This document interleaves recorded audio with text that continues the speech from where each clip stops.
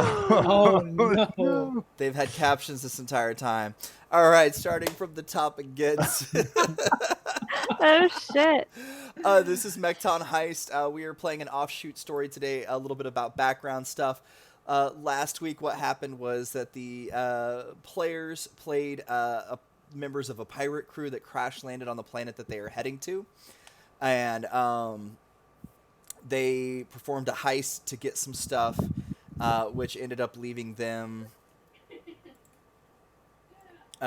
seeing a ship entering atmosphere that was quite large, which is the ship and the crew that they're going to be playing next time. And this is a Mekton Zeta actual play. Mekton Zeta is by R. Talsorian Games, and we are using Roll for our dice, which you can find at app.playroll.com or playroll.com. ROLE. Sorry. I am RPGHour, they, them. You can also find me at NB Mechapilot.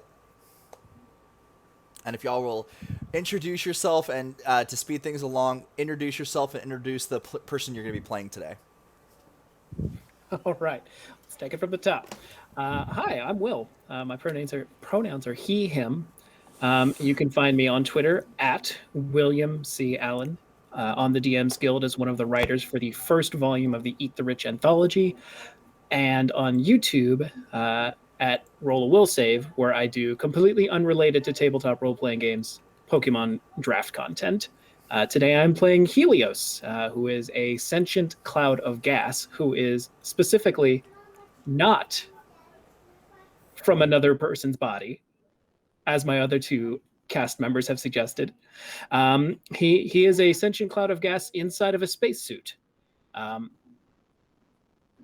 Yeah, I suppose that's all you need to know about him. Yeah, you guys missed all of our great, gas jokes. But my name's Emilio. I am, my pronouns are he, him, and I am one half of the Let's Roll Characters team. Let's Roll Characters is a YouTube show where we roll random characters for different RPG systems and then come up with backstories and provide character sheets for anybody that wants to use those. And you can find us on YouTube at YouTube/Let's Roll Characters or on Twitter at Let's Roll Cars, CHARS. And I'm excited to play as Silos Astronian, who is a dog person and likes snacks.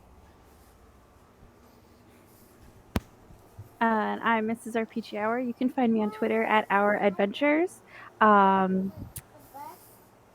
My pronouns are she, her, or they, them, and today I am playing Kevin. I'm dropping the last name. Just Kevin. He's a Gurren, and basically, so I'm a humanoid beetle person.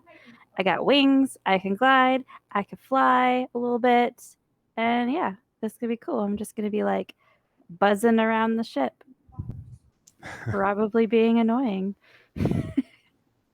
I love that we have a great list of names and then a Kevin. It's like Kevin. What was that audio clip? It's like an Australian guy or I don't know if they're from Australia or New Zealand. In this clip I can't tell the accent apart, but he's like, it's like, what are you doing, Kevin? Stop it. Or something like that. It's so funny. And so that's what makes me think of. I don't know why I chose Kevin. I was literally staring at name generators, and I was like, I'm going to come up with this on my own. And I was like, tell us. And I was like, well, I don't know. I feel like I'm using too many T's. We're going to go with a K. Kevin. I was like, well, no, I feel like that's generic. All right, Kevin, tell us. There we go. That's spacey enough.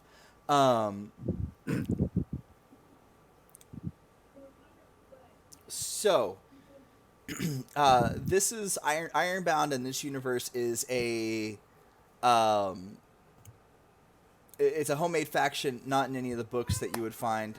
And Ironbound, I'm going to be leaving screen for a second, but I am still going to be describing things. I'll be right back. So Ironbound is okay, never mind. Crisis averted. Ironbound is a organization. They're a mercenary organization and they're sort of at the forefront of technology. They come up with brand new things, but they don't always look pretty. Like they might have a brand new mech, but like it's literally just like other pieces of like armor and stuff like that shoved on top. So yeah, it's faster, or yeah, it can do something else, but like it doesn't look pretty. And that's kind of what happens is they make technology first, and then other people find out about it, steal some, down one on a battlefield, take it back and study it, and then actually make it look good. And so that's kind of Ironbound is always trying to get like a leg up on some other people, but they usually in regards to weapons and mechs and ships, they're kind of at the forefront. For pharmaceuticals, they go to HII. For a lot of these other little things, they go to other people because they want to make sure that they can get the best of the best from the best. And so that's kind of where Ironbound sits. They were told that if they go to a facility on a nearby planet from one of their space stations, that they will be able to get some plans for a brand new type of anti-gravity and environmental system for ships. Not only is it going to revolutionize things, it basically doesn't require as much energy. It's going to be able to bring their energy usage way down. And it also is going to remove the need for actual plants on a ship to create oxygen rather than just storing oxygen. So any ship can have storage tanks, but the reason that a lot of places have a hydroponics bay is because that's part of the filtration of the air in the systems. And so this new system that can be built is going to completely remove the need for a hydroponics bay, which doesn't sound great to everybody, but for Ironbound, all of their people are already on protein bars. Like you join Ironbound, and unless you're at like a station or something like that, you're probably eating like 20 bars a day with protein, or like veggie bars, or like just nutrient paste, and we're all I don't drinking know. Soylent. I was a big fan of those cucumbers, though.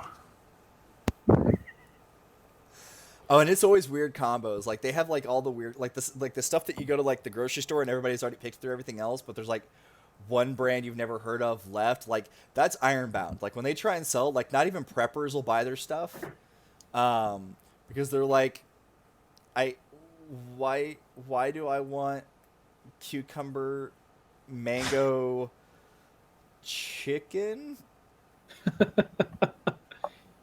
That almost sounds delicious. Sponsored by HelloFresh. And now a word from our sponsor. HelloFresh, if you do want to sponsor, yes, please. HelloFresh, if you do want to sponsor, please up your game on the gluten-free stuff, and then we can talk. That's true. That's true. Because we want to be sponsored by a service that we could actually use. Or that I could use, because, I mean, like, you two could eat. We could eat delicious meals and have you watch as we eat them. In this future, everything is available to everybody. Which is why nobody wants Ironbound food. Mm-hmm.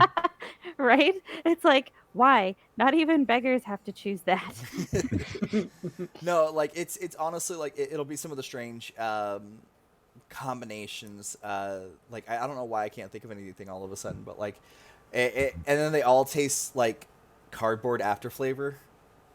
Like every single one of them, but like Ironborn, like people that work for Ironborn. That's where we get our fiber. Don't knock it. But Ironbound is one of the biggest factions, private factions out there. They work as military. They work as security. They work even on some planets. They're hired as they're hired out to be the local police and things like that until things get brought in. And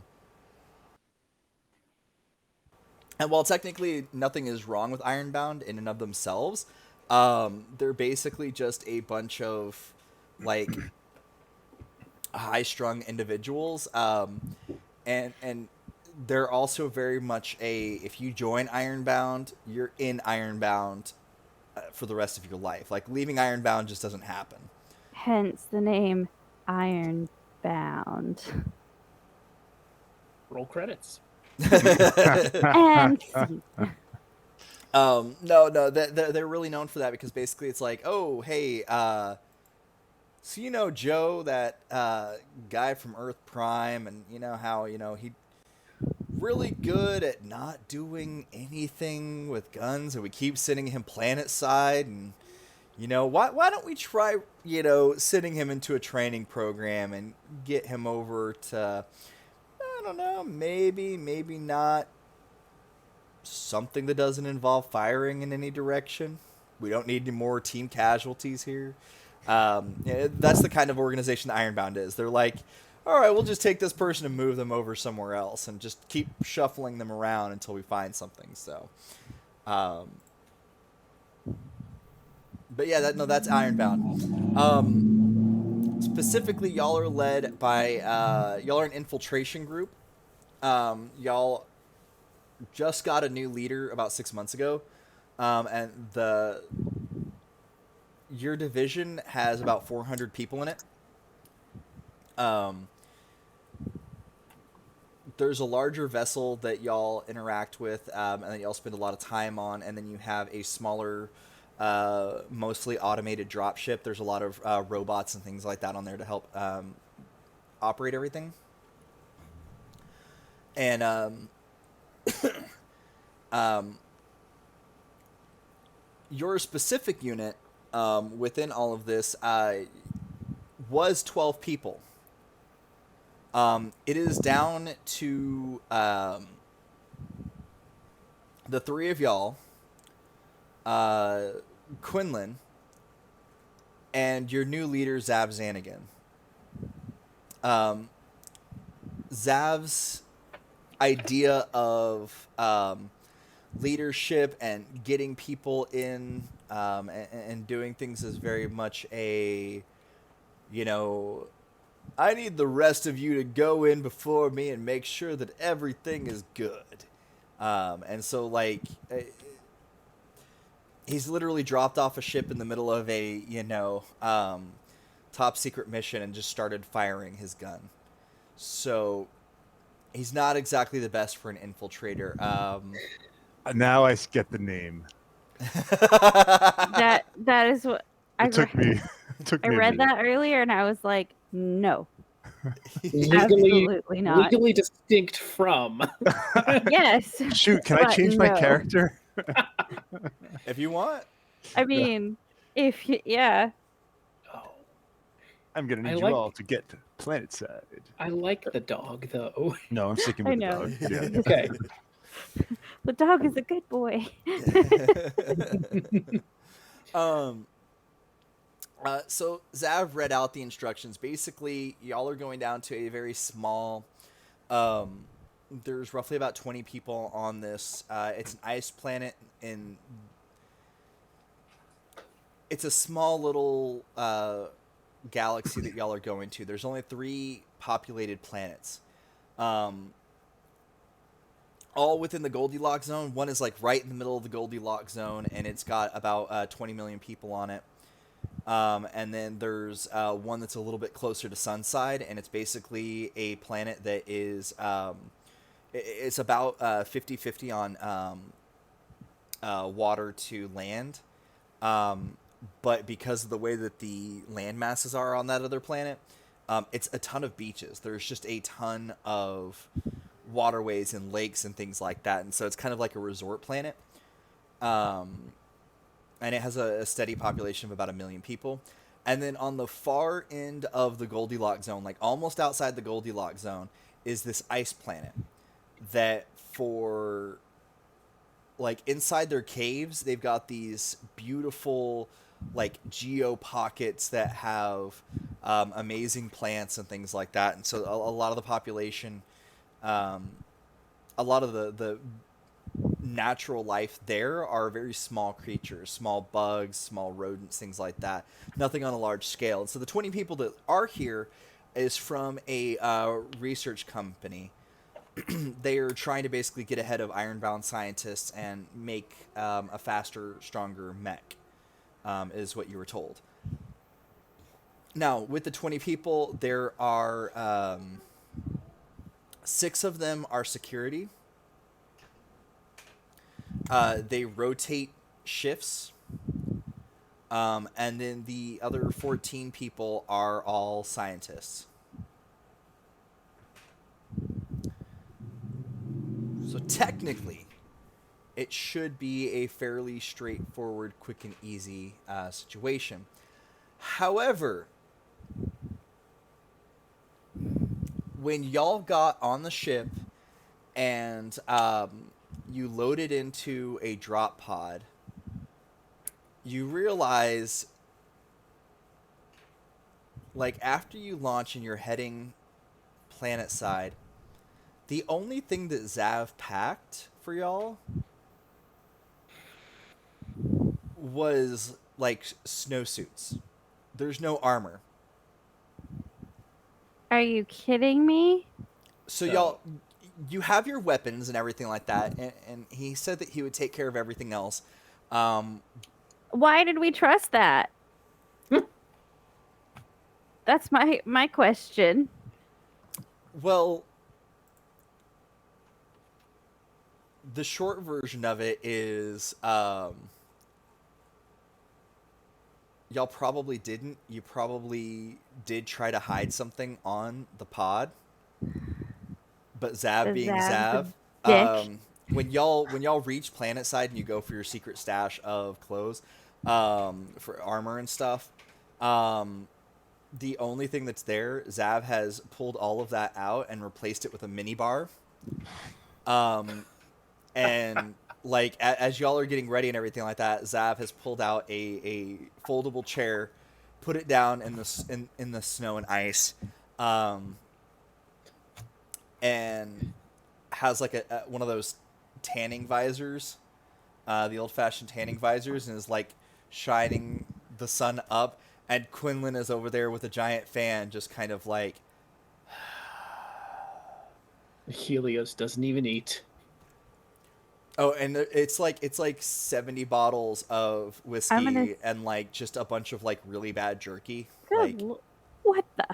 Okay, I'm gonna say, like, jerky? Before we went on this mission, it was like we all gathered together and we're like, okay, who's babysitting Zav?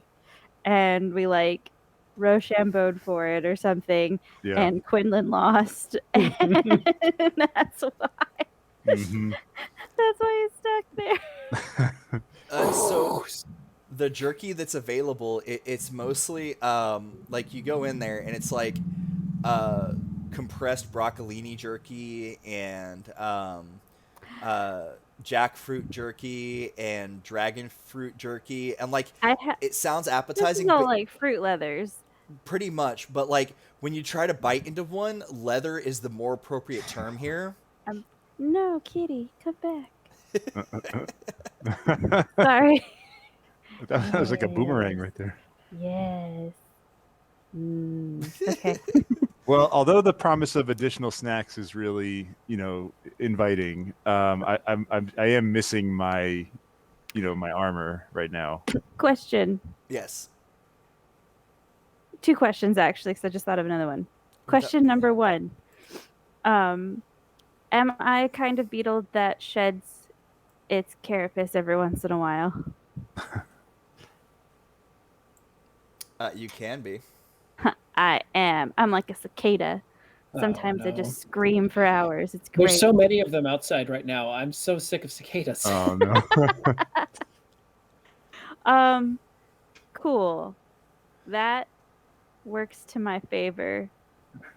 And then also, my other question is, since the jerky is more like leather than jerky, can we use it as temporary armor?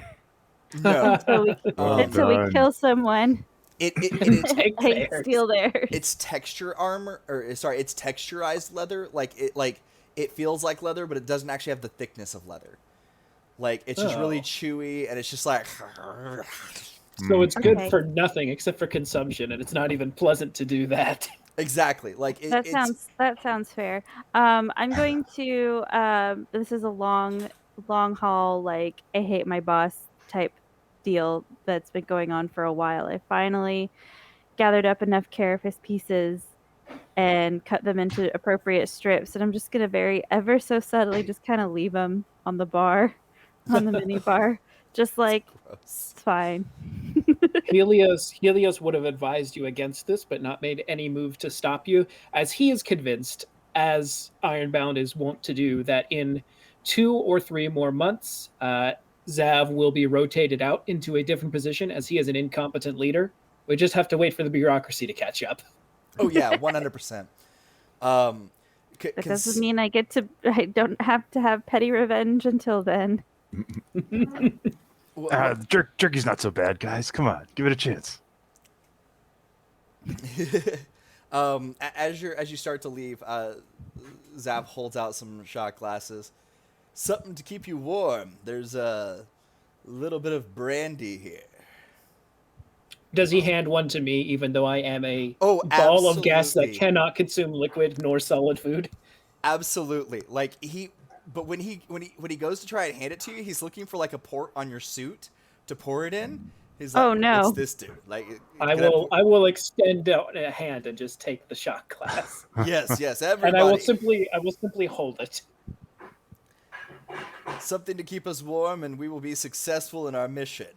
I have my full faith in you. And if you need anything, I will be here. Ready, willing, and waiting to back you all up. As it has been advised to me by multiple people above me, if I cannot prove myself, I will be rotated to another division. And I am pretty sure that people do not want me back in security. Although I may not be rotated back to security. But security. Have you ever tried a shot off flambe? Just walk away. Just plant the seed.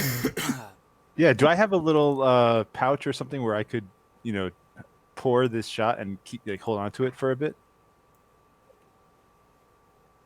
You not exactly. You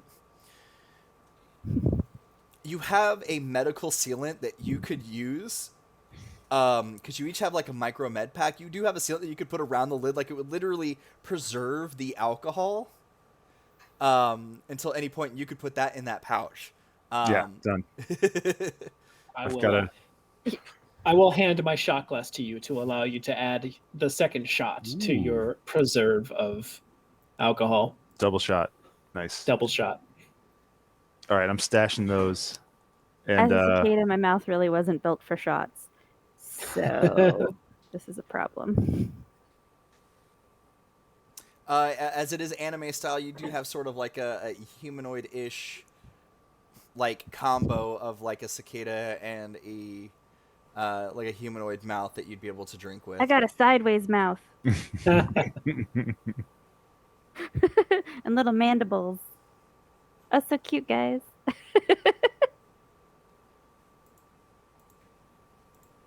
So I guess we're, groaning and heading out of the ship. Heading to our poorly equipped drop pod. Another question. Yes. This is a nice planet. Don't they tend to be colder than usual? Or than, like, Earth standards of ice? Yes and no. So this is...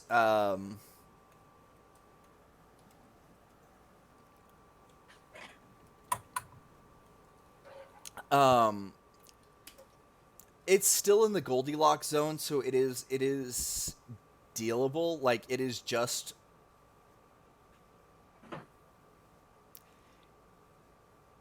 It's about the coldest that it gets here on Earth, in like the coldest regions, to a bit warmer than that. But it's always going to be a bit icy.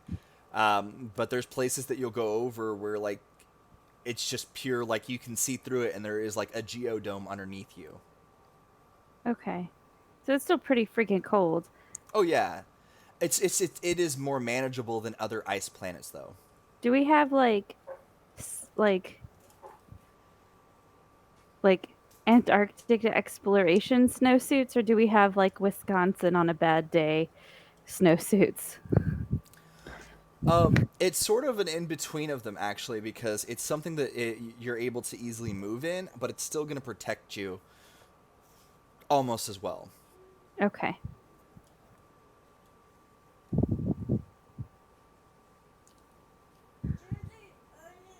All right. Well, I guess we should get going. Yeah, maybe as we're, maybe we're all like getting suited up in like the airlock or something, and I'll look at the two of you, and we got to get rid of that guy, Zav. So I'm imagining that Helios's suit is fairly airtight, and the only way that he can actually speak is there's like maybe oxygen or something mixed in with his gaseousness, and a little bit of it releases to carry the sound. So there's always a before he speaks. I'm telling you, it will only be a few more months until he is removed from our division. I don't know. Sounds like they just sent him down here because he sucked at whatever he was doing last time. Yeah. His appointment to this position makes me feel not so confident in our own prowess anymore. If that's the kind of person they're like, yeah, just put them in charge. What also could have happened is basically he could have been like super competent in a field or something like that, and like gotten all the way up and then mentioned, hey, I really want to go try this other thing. And people thought that maybe some of his skills could transfer over, so they kept him in a relative, like, just like a ladder shift over. So he could have willingly moved at one point from something he's actually good at to something that he's not. And the problem is that, like, they're trying to find a new place for him, and so they're shuffling him through.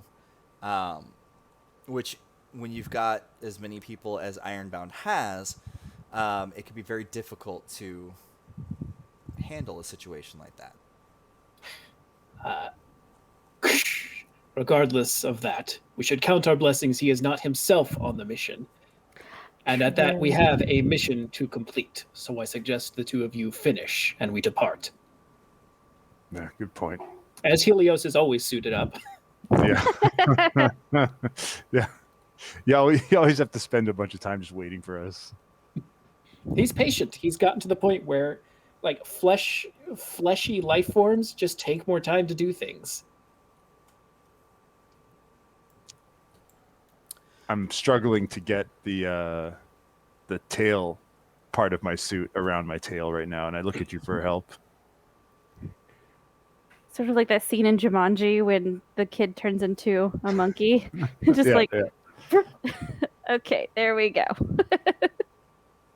Hey, can you zip me up, Helios?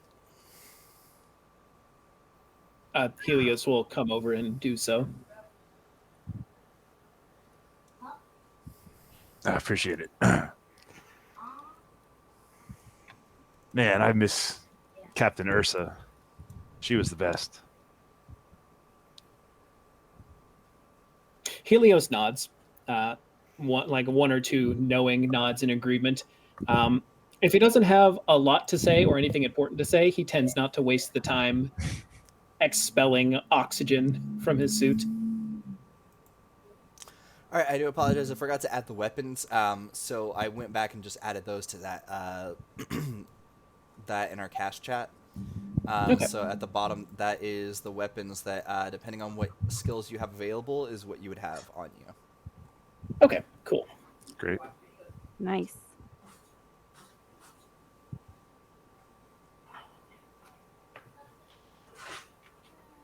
Oh, just all three of us have all three of these? So Tellus has rifle and blade. Kevin. Oh, that's right. We have the stats on our character. Okay. And then Celios is blades and handguns proficient. And then Helios is blades and handguns. So that is what y'all will have on your persons. Okay. Cool. Okay, I see what that means. So on my rifle, I only have 60 shots. Correct. So Okay, a little bit of note keeping. gotcha. That makes sense. A little bit of note keeping, but the good news is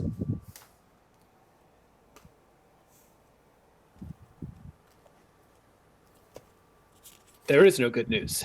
no, but the good news is We're all that you do have some refills. So once those are out, you're not completely out of the game. So The good news is there's no bad news. Yay! all right, do I have? Okay. I realized I forgot my cheat sheet, so I just pulled up my combat summary sheet. All right. Goodness. Yeah. So the where y'all are, where you're looking for, what you're looking to be involved in, is probably about half a kilometer away from where y'all are. On foot, with how physically fit you all are, it's only going to take about 10 minutes to get there. Because it does seem to be like you can literally see part of it from where you are. Or at least it's an assumed 10 minutes at a brisk jog slash light run, which is what that would be about the fastest you could maintain without giving your position away. Now, from what y'all saw, it does look like this would be the kind of like sort of like a main entrance, because there is a landing pad on this side of things. So you do have the choice of either trying to get in this door or trying to go in through one of the other two doors. Because there's 3 doors total on this place. One leads into the main area. One of them is a connection to the dining hall and everything, the trash compactor, all that. And then the other one is a systems door. You go into it, and it's it's a back door to like the water processors and all of that. So mechanical, kitchen, or front door. Well, front door just seems silly. We know that the guards are taking shifts. Do we know what their route is? Yes and no.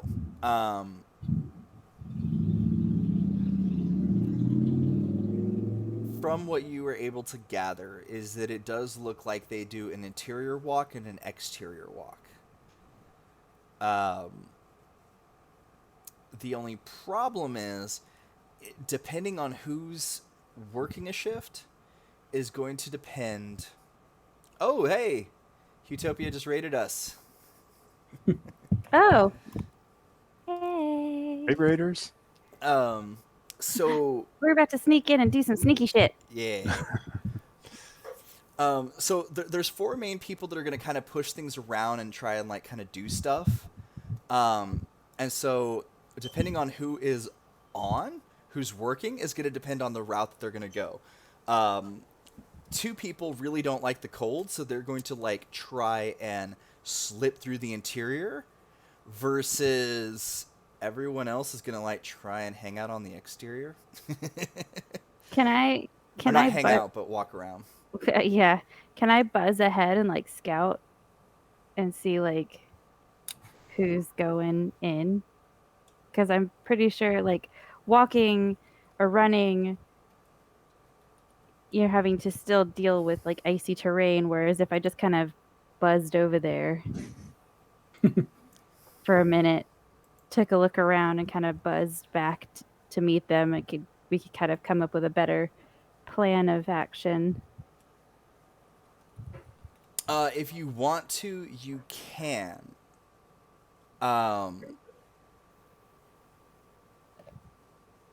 Okay. It's going to be just a D10 in your reflex. Okay. So D10 and my reflex is reflex is 8. So 8. Cool. That is math. Oh, 8 plus. All I see is like D10 plus 8. Like I was like, how do you get 10 plus 8? My math is not 16. math today.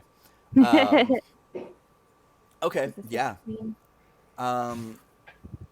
You're able to do a quick buzz around. You don't see anybody on the exterior. Okay. And so if it was one of the two people that prefer to do exterior walks, then they would be out here right now. And Okay. there are no fresh tracks. Like there's nothing on the exterior. So this is most likely somebody that prefers sitting on the inside where it's a little bit warmer. Yeah. So yeah. Okay. What's the weather like right now? It's fairly mild. It's there's a slight breeze, but it's not currently like snowing or anything like that. Okay. Do we have comms in our suits? Oh, absolutely. Okay.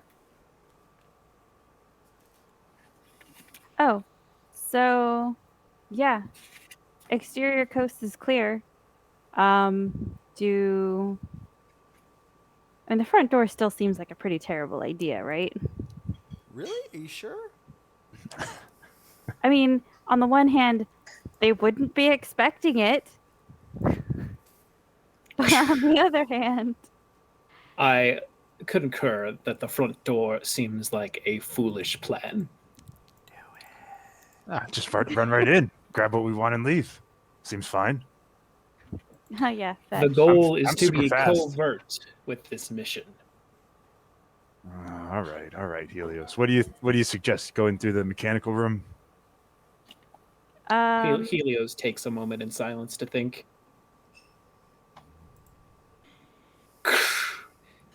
If we were to attempt to disrupt their inner systems, there may be a way to draw their attention to a specific area. Yeah.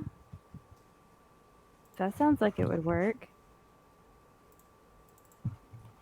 Is Helios able to leave the confines of his suit, or must he stay inside of it? So technically he has to stay inside the suit. If the breeze catches you,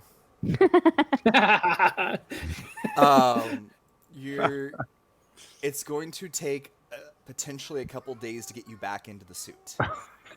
All right. We have to filter your particles out from the atmosphere. If you're already inside of a place, then no, he would be stable enough. A small breeze on an interior versus an exterior breeze is going to be a very different thing. Okay. A heavy breeze inside, you'll get moved around. You might even get moved like into the vents, but you'll be able to catch yourself and eventually maneuver yourself around. Oh, interesting. So air vents is an option. All right, good to know. Absolutely. I have a slightly morbid question about Helios. Maybe. If they were to leave the confines of their suit and say perhaps enter someone's lungs, how problematic for both parties would that be? Well,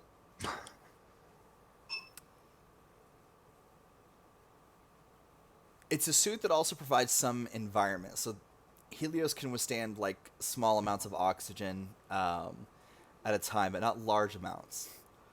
So there's a lot of things that would be problematic with that, but also they're not made of oxygen.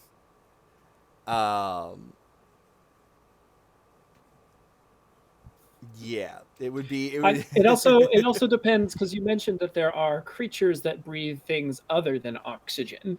Yes. Which I guess brings up the question: what is Helios comprised primarily of? And if the answer is I don't know, you could say that. Oh no. No. I can't remember the name of the gas all of a sudden. Never mind.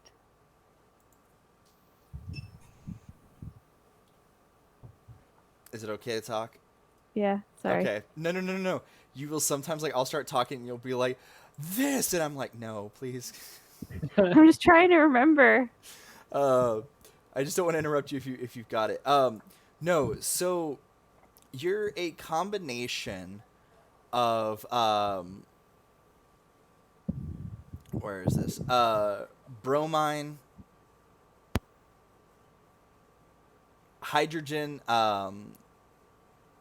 selenide. I don't know if I'm pronouncing that correctly. And sulfatep,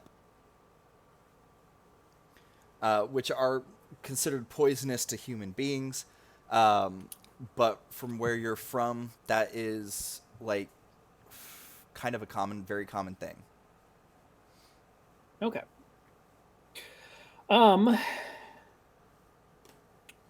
So there's nobody outside currently, which means all 6 of them, and they're generally, from my understanding, they're moving in squads of 2 on their patrols. Yeah, so it's actually only it's only 2 people at a time. Okay. Like the rest of the crew is either, or the other 4 security guards are either on break, sleeping, or potentially not even on site. Okay. Potentially not on site. All right.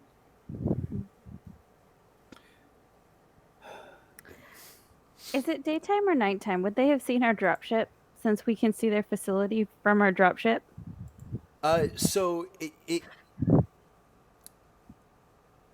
would they have seen y'all? No. Okay. The drop pods are extremely fast. They mimic the speed of meteors and things like that. And because of how small they are and compact they are, it's not going to read like much else. And with it being a research lab and everything like that, there might be some people that are excited about maybe getting some, unique space ores. So they might be grabbing a couple people to go out and take a look. But by the time that they get mobilized and out there, which by mechanical is where the vehicles are parked for exploration and everything. So, Helios is even more thankful that they do not have muscles or bones that could be sore from such a rapid impact with the surface. oh no, it's a smooth ride. Okay, well that's good. All right, I'll be right there. So they have they outsourced it to HII to basically create a very, very unique interior environment is the best way to describe it. So you're not going to feel any of the effects of that for potentially days if there is any effects. Thank goodness. Silos, do you have any ideas on how to enter the facility? We know where we want to go, but I do not see an obvious plan for entering, aside from effectively walking through the door, which would be the same as walking through the front door. Well, what? They have a bunch of vehicles. What if I just take one, drive it around? They'll chase me. You guys run in and grab the stuff. I think I saw that in a movie somewhere. A suggestion. We can table that. See if we come up with something less distracting. No bad ideas in a brainstorm. I can think of a few.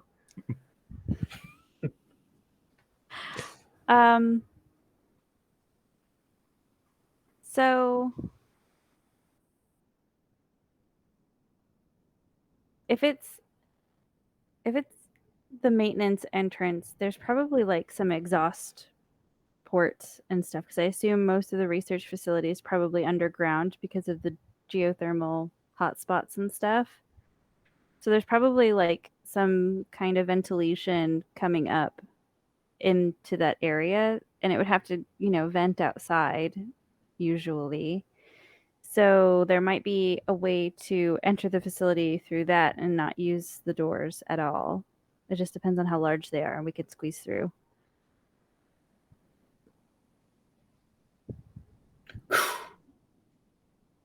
I like the sound of this plan more. So there are a lot of ventilation ports over there. However, on the schematics and all the information that you received, there wasn't anything that would give you a definite idea of how big those ports are.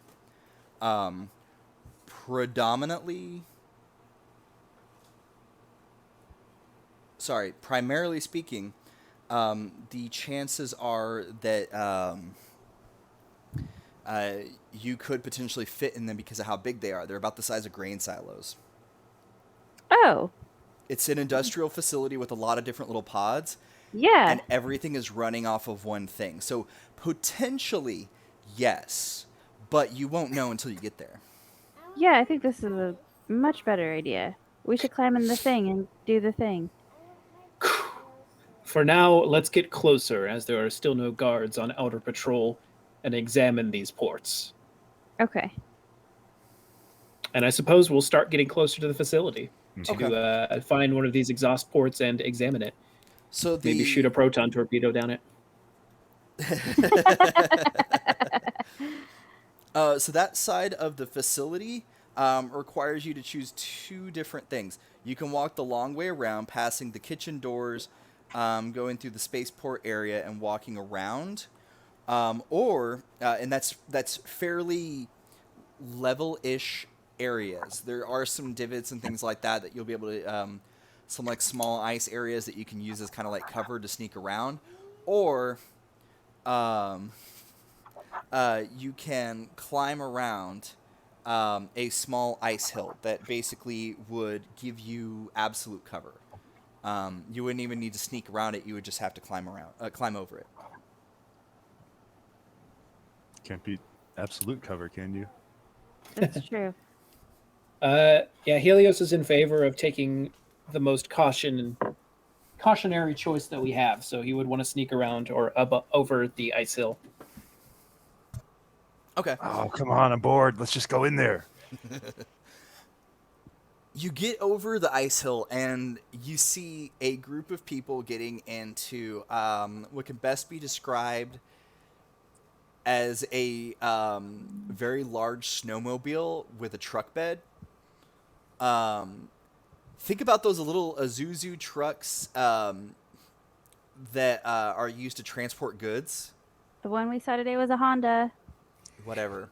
I wasn't even talking about that one. I'm specifically talking about because Isuzu is like the brand that more people know.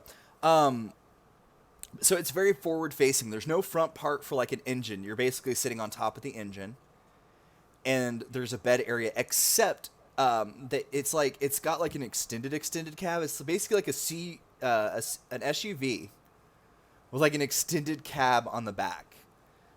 There's multiple seating areas. Bed. Huh? Extended bed. Yeah. And it's got like a little winch on it, and it's got like a pulley system. Like it's definitely for picking up like meteorites and things like that. Like it's an all around ready thing. Should we tell them?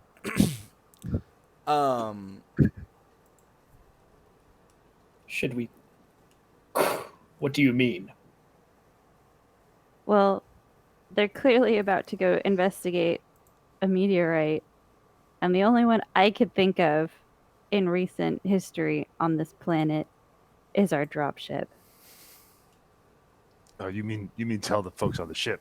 You mean tell the captain? Yeah. If we don't, that might be seen as a level of incompetence beyond comprehension for somebody. For someone in charge. How long did it take for us to trek to this facility from where we landed? It took y'all about 8 minutes at like a fast jog / like light run. All right. So sorry. Go ahead, Will. No, you go ahead. There are other vehicles though. They're taking one of the vehicles, but there are others. They're taking the largest. I was gonna say, sorry. Y'all notice that you only see one person getting in the vehicle, but you could see like multiple people in, but they're kind of tinted windows. One of the people getting in is a security guard. So Do we have a sense of how many people total? It looks like there are 7 people in the vehicle at this time. So 6 scientists and 1 security potentially. Potentially. What is our? I assume our escape pod is not also our escape pod. What is our extraction from the situation? The bottom half of it is actually a launch pad. So you'll actually get back up. This is an IronBound exclusive, so to speak. Only these pods have this. But they basically have like a launcher on the bottom that gets you to orbit, so that your ship can pick you up.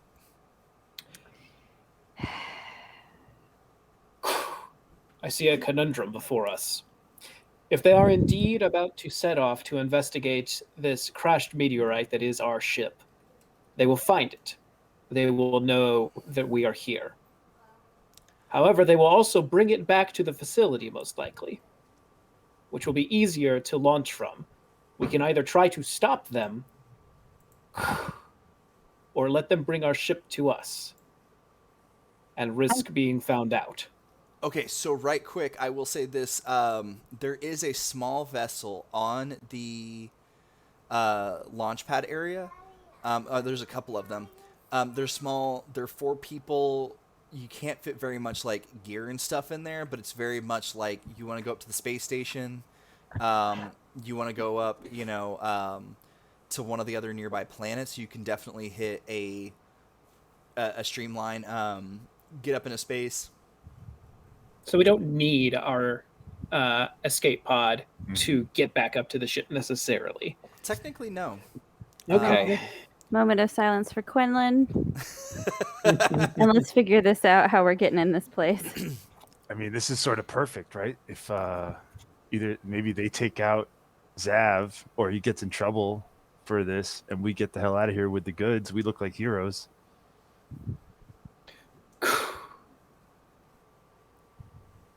It would be beneficial if several of the personnel from this facility were removed from it temporarily. It would also establish a window.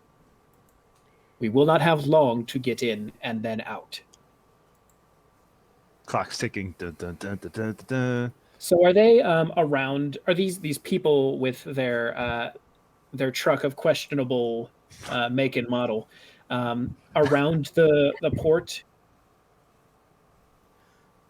Or do we just see them on our way there? Like as you're coming over the ridge, you see like the last person getting in and they take off. Okay, got it. So this is post. Okay. All right. Well, I suppose if they're already off rather than getting ready, then Helios is in favor of just continuing with the plan and putting a little extra pep in our step. Yes, I agree. Let's move. So the good news is that in regards to other vehicles, there are basically 4 small movers, small vehicles. They're basically like snow skis on steroids. They've got armor around them and things like that.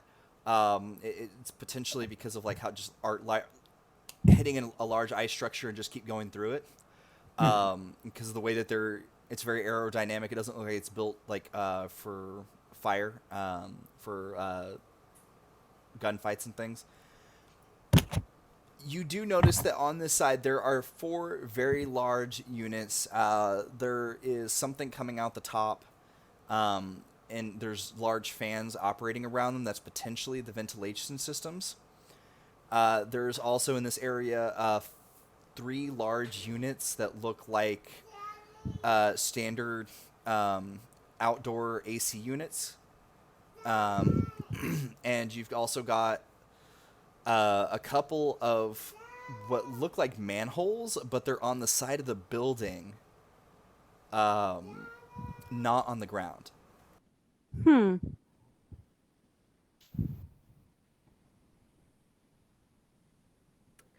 I wonder if there's like a terminal or something where we can look in better detail at the schematics of this facility. Yeah, are any of us like decent hackers or proficient with that kind of stuff?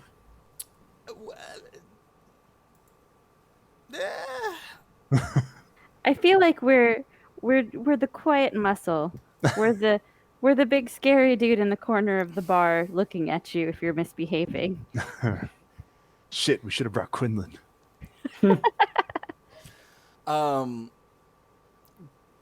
Ironically speaking, Quinlan and Zav do have a little bit of skill in that. Of course. But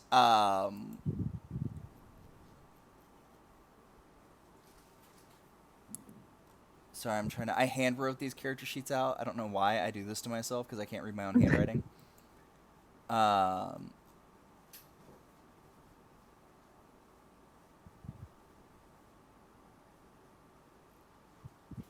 didn't put a whole lot into y'all's technicals, so technically any of y'all can attempt a technical skill. I'm pretty sure this is something I'm not good at. I will also let y'all try intelligence because programming is under intelligence. Sure. You know what? Helios is gonna try to access a schematic on on an exterior terminal if such a thing exists. Yes. Every door has an exterior. Let me see here. So your intelligence is 8. Okay, so I'm just rolling a d10 plus 8. D10 plus 8.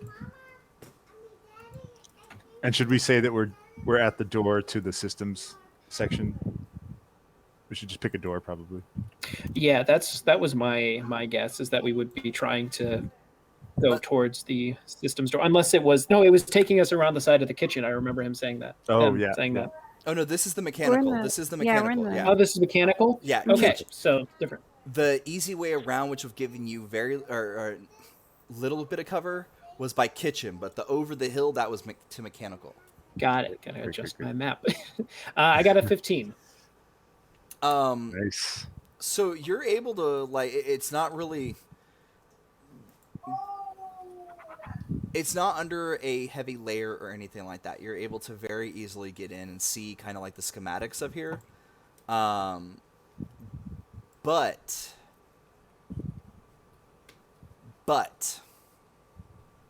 It's a big butt. In this instance, I do not like big butts. The problem with the schematics that you're reading is that they list where everything is. They show kind of where things are, but they're not labeled. There's no labeling on anything. Oh, great.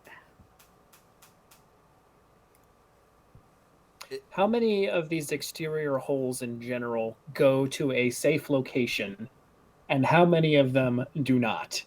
So no, I can't tell which ones are specific, but just like as a general percentage of what is a safe entrance.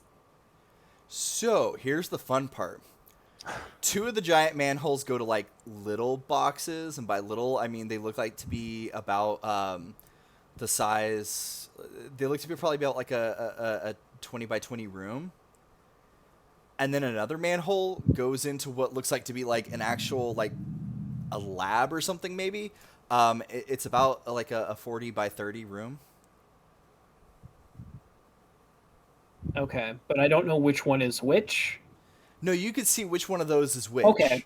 It's just they're not labeled, so you don't know what those rooms are. I mean, so it looks like it could be likely a lab, but I don't know for sure. Exactly. The information that you received previously and that you saw on the ship, that size room is the same size as another room that you know for sure is a lab. How hard is it to open these manhole covers?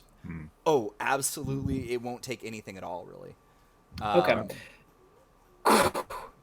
I suggest that we investigate these manhole covers. I have some suspicions where they could lead. One of them seems like it could lead to a laboratory room, but I want to know. essentially, Helios wants to know if there's like any temperature differential or smell differential, and he is lacking in scent. So it would be easier to have one of you two stand in front of the manhole cover while it's open and kind of like, what are you perceiving from this? I wonder which one of us would have the better sense of smell. Yeah, I feel like Does it smell like science? Helios is considering, and he'll explain this, considering sending names. Chelsea, what is your character's name? I do not remember. Kevin. Sending Kevin to fly down one of the tunnels to just kind of investigate real quick what's on the other side. But they want to make sure that they're not sending you into like a boiler room or a trash pit or something like that. 5 seconds, like we did I don't want to be time. responsible for Dart the second. Oh no, yeah. Well, let me sniff around a little. I got a good nose. I want to investigate the area around these covers, and if I can get any sense of what is down these passageways. So how much of them do you open? I think we'll go one at a time. Are you gonna open it like a little bit? Like it's on hydraulics, so it's gonna open it how far you want. So you can just kind of crack it open. Yeah. Do you want to just crack it open, or you want to like open it all the way? We'll start with cracking it open a couple of inches. Oh, and if there's nothing alarming, then we'll open it a little wider just to be sure. Okay. Are you going to start with the ones that are the 20 by 20 rooms, or are you going to start with the one that's potentially connected to a lab? The 20 by 20 rooms. Okay, I think. I'd say the lab is probably the better bet, because if we can, if the lab we're looking for with the schematics, then boom, in, out, done, easy peasy. And we have a higher suspicion that at least that might lead to more useful information, because we know it's probably a laboratory. Unless there's something funky coming out of that manhole vent. You're probably right. So then, yeah, I guess the lab. You crack it open just enough to get a sniff on it. And you have to jump back because you just get like this overwhelming sense of just chemicals. And it's almost as if like somebody was trying to clean with chemicals that could basically melt the side of a starship hull. Super bleach. Like it's one of the most potent like chemical sets that you've ever encountered. Bleach plus. Oh, it's something real stinky in there. I don't know if they were cleaning or what was going on. Would I recognize any of those as a smell of a lab specific chemical, or is it like cleaning products? So it's a halfway mix between cleaning chemicals and stuff that you've smelled when you go to visit the science division. Like when you go into the labs at the IronBound headquarters, like, they're like, hey, we've got this new bullet that when like you shoot it at an enemy, it causes like slime to grow around them, or like fun things like that.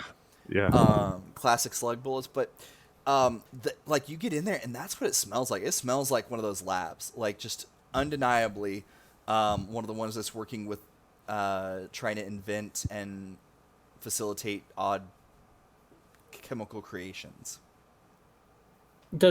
Is it the kind of thing that feels like it could be safely navigated down that tunnel, or like the kind of thing that would cause chemical damage to someone who was in that?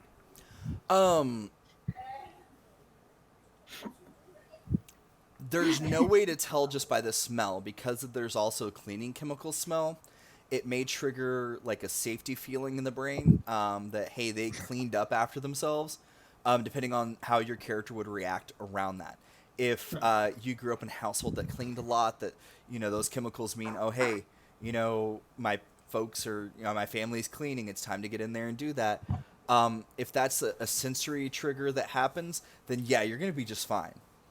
Or that you think it's just going to be fine. If you're not from an environment that cleans a lot, and necessarily your division of IronBound isn't necessarily like a super clean one, that may not be there. So...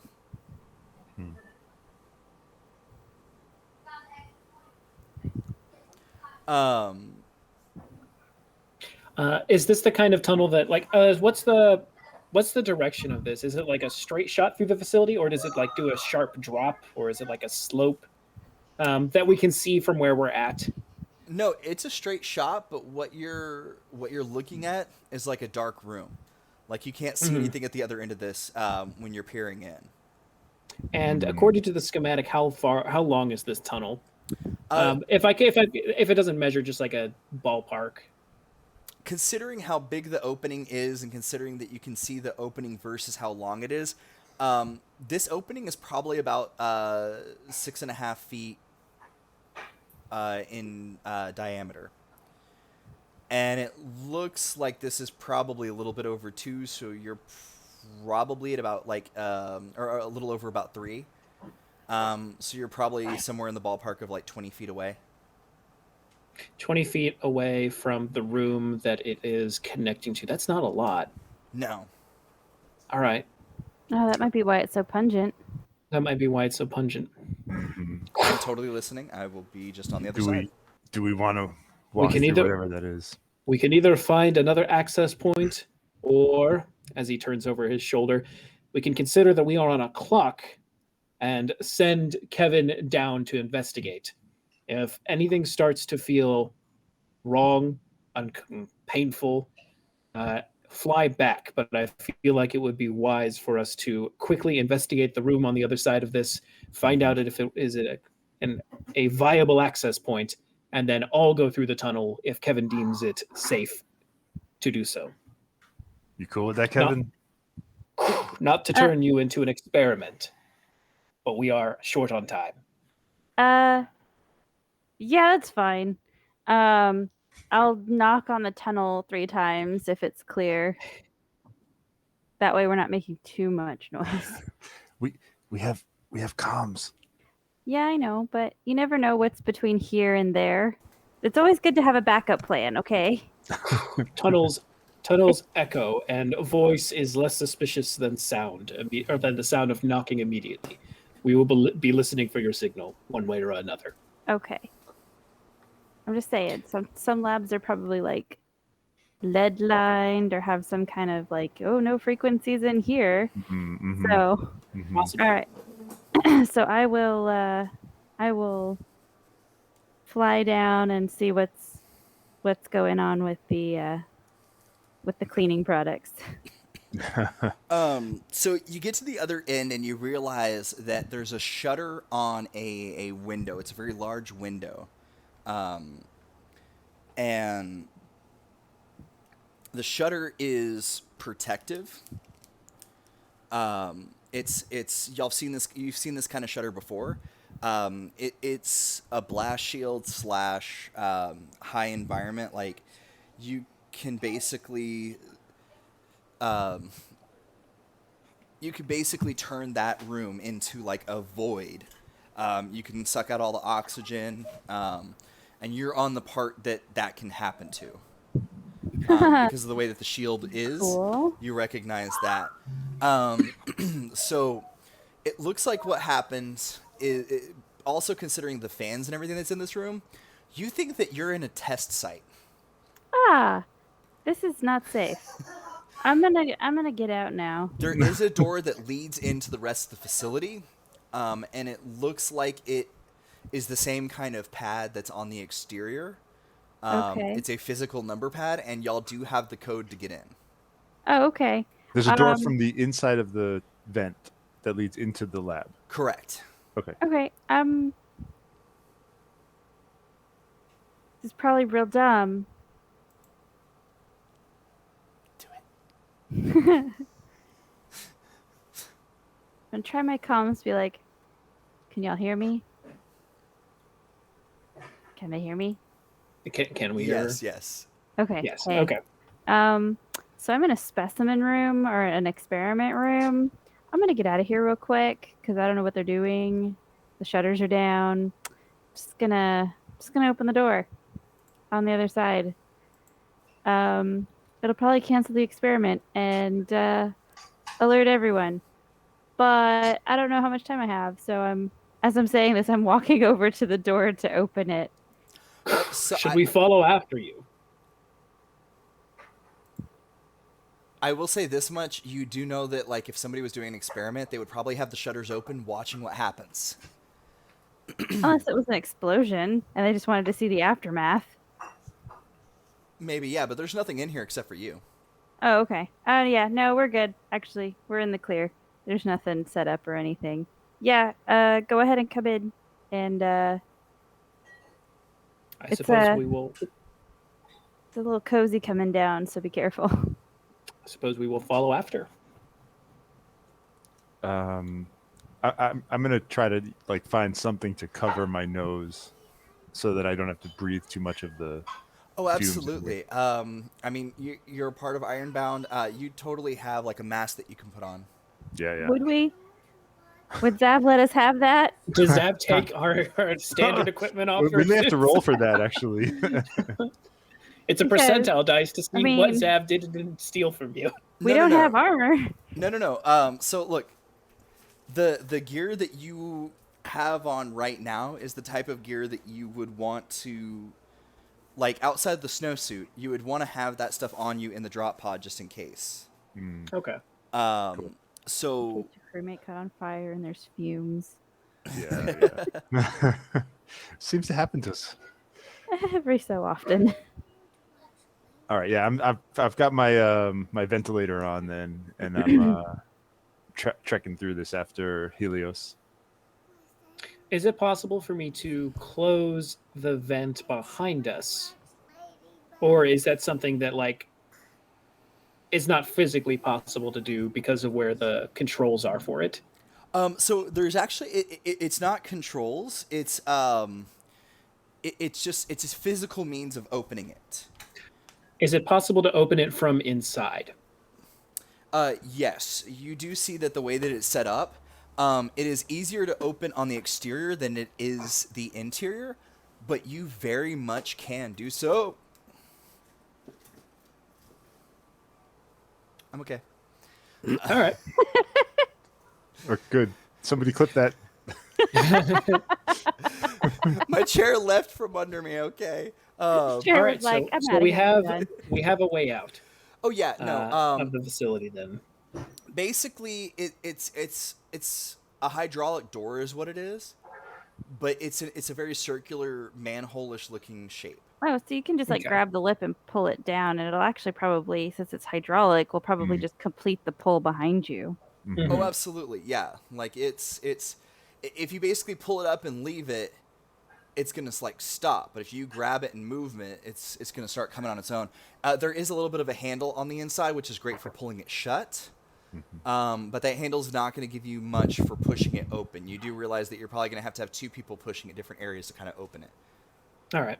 All right. We'll just make sure that 2 out of 3 of us don't die. Well, should we just leave it cracked open a little, or? It's not Think we need- hydraulics. It's just gonna, unless you like find like that weird point in the hydraulic. Where like, Whatever the it's tension called. cancels out, then Yeah. it'll just close on its own or open on its own. Yeah. So no, we'll close it behind us. Yeah. Yeah. Okay. All right, so we get down, we go into the, well, hopefully is a laboratory, through the door, which we have the punch card for, or punch key for.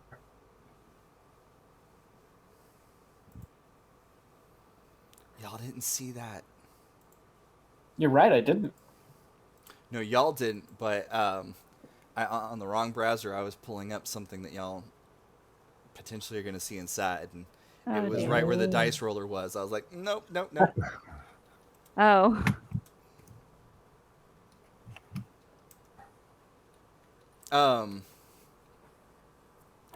So y'all get in.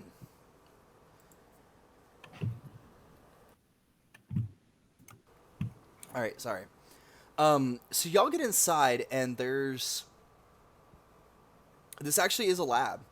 And you realize that like what they're testing here is some type of a microbial agent, a very small species that lives here. It very much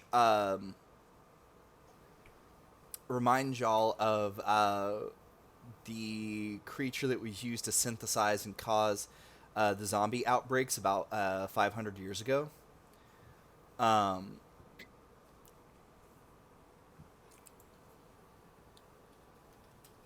Sorry, what? I feel like we should tattle on them. I feel like Yeah, now this it is less about getting the schematics for whatever the crap we were looking at for, but like, oh yeah, the oxygen atmosphere stuff. I feel like this is a little more important than that. If they're messing with this So there's that thing that there's a fungus that causes insects, predominantly ants, to basically become like zombies. I d- Like,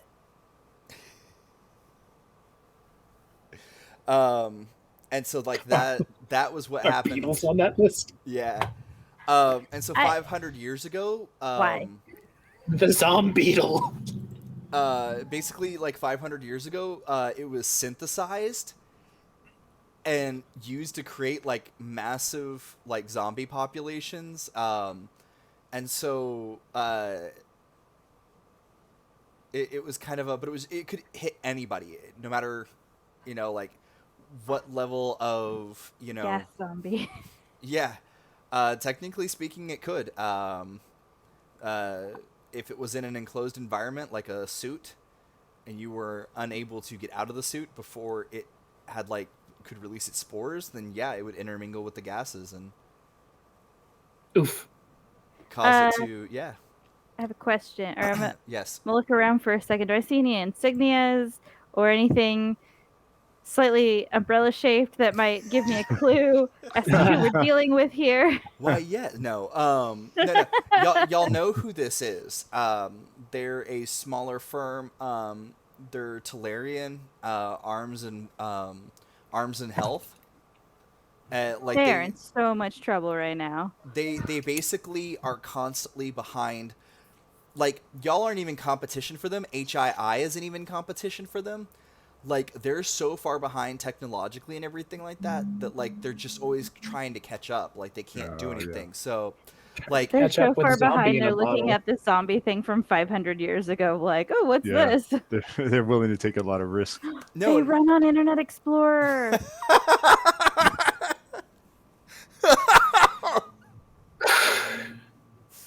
Oh gosh. We should not leave this here. We shouldn't exactly take it with us either.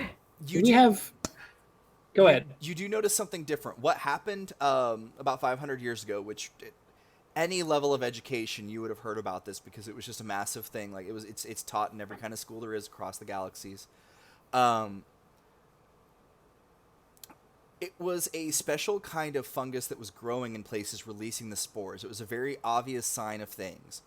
What they're dealing with here isn't fungus related at all. But you can see through the information that they've left out, all the different things, and the fact that there are little bugs in a container. There's 2 containers. One's labeled zombie, and the other one's labeled regular. They don't Sorry. even control. It's like Abby normal for the brain Yeah. shard. Like, jeez. And you could see like how they're interacting very differently. They've got a control group. They're watching exactly what happens. And the thing is there's no fungus in there. There's no spores or anything like that. But like the liquid that they're drinking is very weird looking. It's almost it's almost like it's liquid metal is the best way to describe it. And every time the ones in the zombie ones drink from this thing of like liquid, they just seem to like push further and further away from like their own sentient consciousness. Liquid metal, a weapon to surpass Metal Gear. So, so we're looking around. We see these zombugs experiment. Do we? Well, I suppose we probably don't carry any kind of explosives on our person as a standard. Not that I think Helios would even suggest that sort of sabotage. Is that there's computers in here? I assume, with storage and data on them and whatnot. So the computers that you do see here, their hard drive is only about 80 gigs.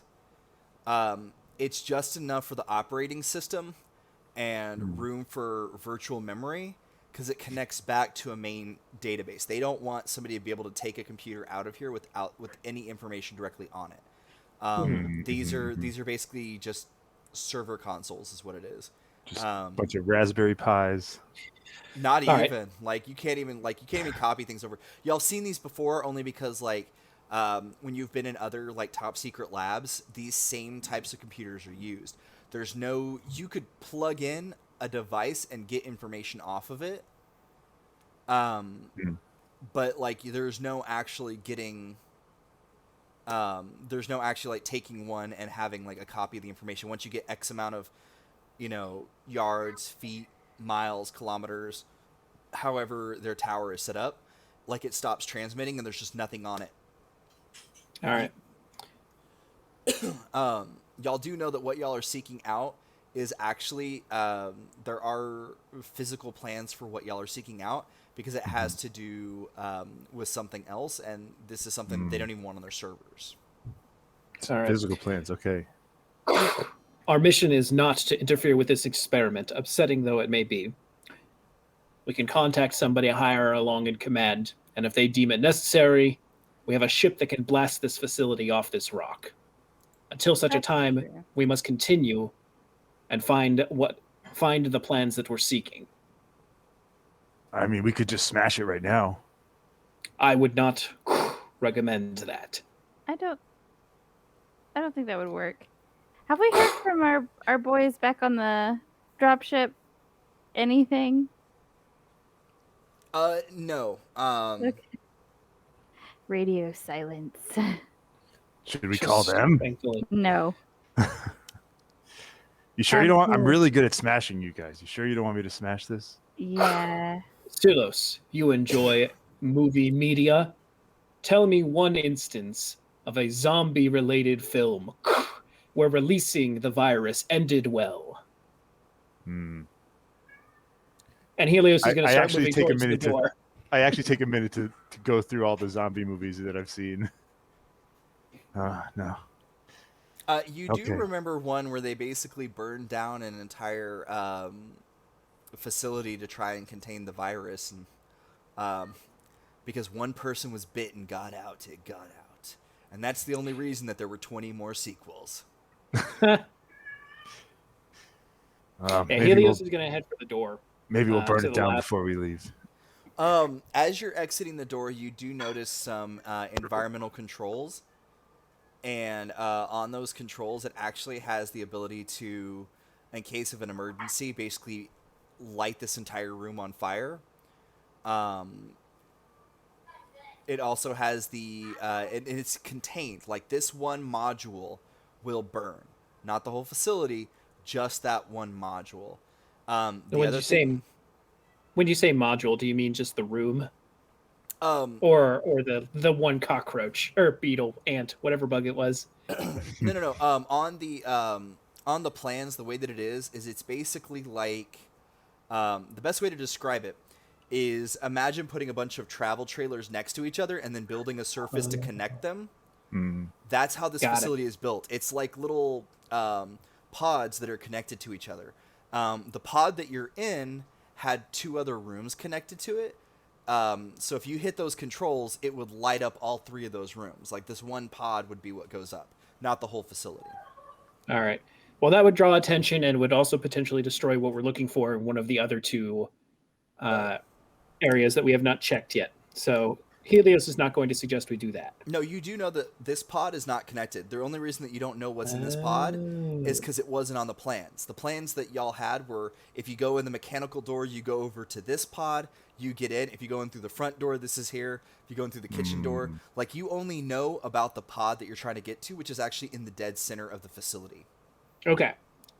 Helios will still not suggest that we do that because he suspects that this will draw attention if we set a fire in part of the facility. Even if it is contained, there's probably sensors somewhere. And is going to leave and beckon you to follow him, unless anybody has a reason to stay in this room. We can't Well, hear you. Oh yeah. Think about it this way, though. We set this on. Well, Kevin's just going to be following behind Helios, kind of talking about this quietly. Like, think about it this way: if we set the incineration on a timer, we could clear an easier pathway to either get to our dropship or one of the ships here to get off planet while they're dealing with the fire. Is it possible for us to do that? Oh, absolutely. And while you're messing with the settings, you also notice another option. How convenient. You can actually hit it so that it's sprinklers go off, and then as the sprinklers are going off, it cuts to way below freezing inside of that room. It's because not all of the biological agents that they're working with will die by fire. The only other option is to freeze them. All right. For the next crew to discover in 200 years. Right? That'll So, be a yeah. fun- Only if you do the wrong one. If you do the right one, then Set a timer for 10 minutes. You are very confident in our ability to find whatever we're looking for. All right, Okay. let's go. Yeah. Well, we only have 8 minutes till they get to the dropship anyway, so gotta hustle. True. Okay. So we start hustling. We're looking for the plans. So y'all get through. There's basically 3 clusters of pods in the center, and y'all need to get to the centermost cluster. As you're passing the outer cluster, you notice the security pod.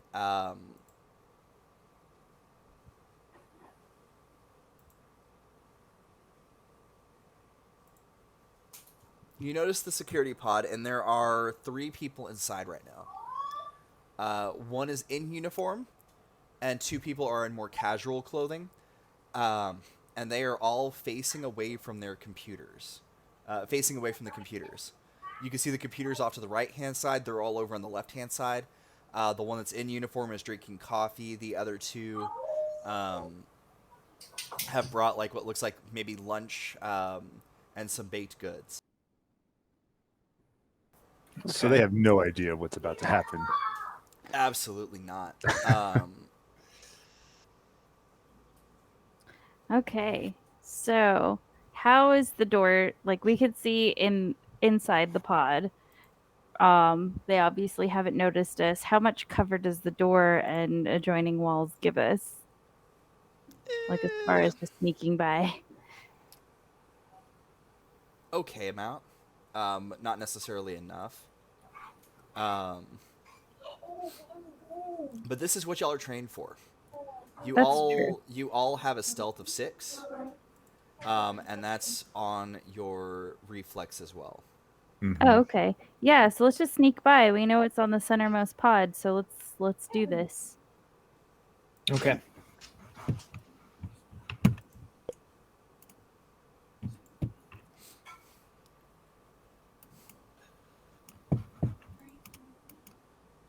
I just realized I didn't give y'all another stat. I'm about to add that right now. It may or may not come in handy, but you also all have shadowing / avoid pursuit. Oh, nice. That's And I a just now really good thing to have. I just realized y'all might need this, so I'm adding that. It's an intelligence one, so it's going after your intelligence. Okay. So it doesn't affect the stealth roll. No. I just if you go back and you look, you'll see it on there, and I just want to make sure that y'all do actually see it. It's after your intelligence because it's intelligence based. Okay. I got a 23.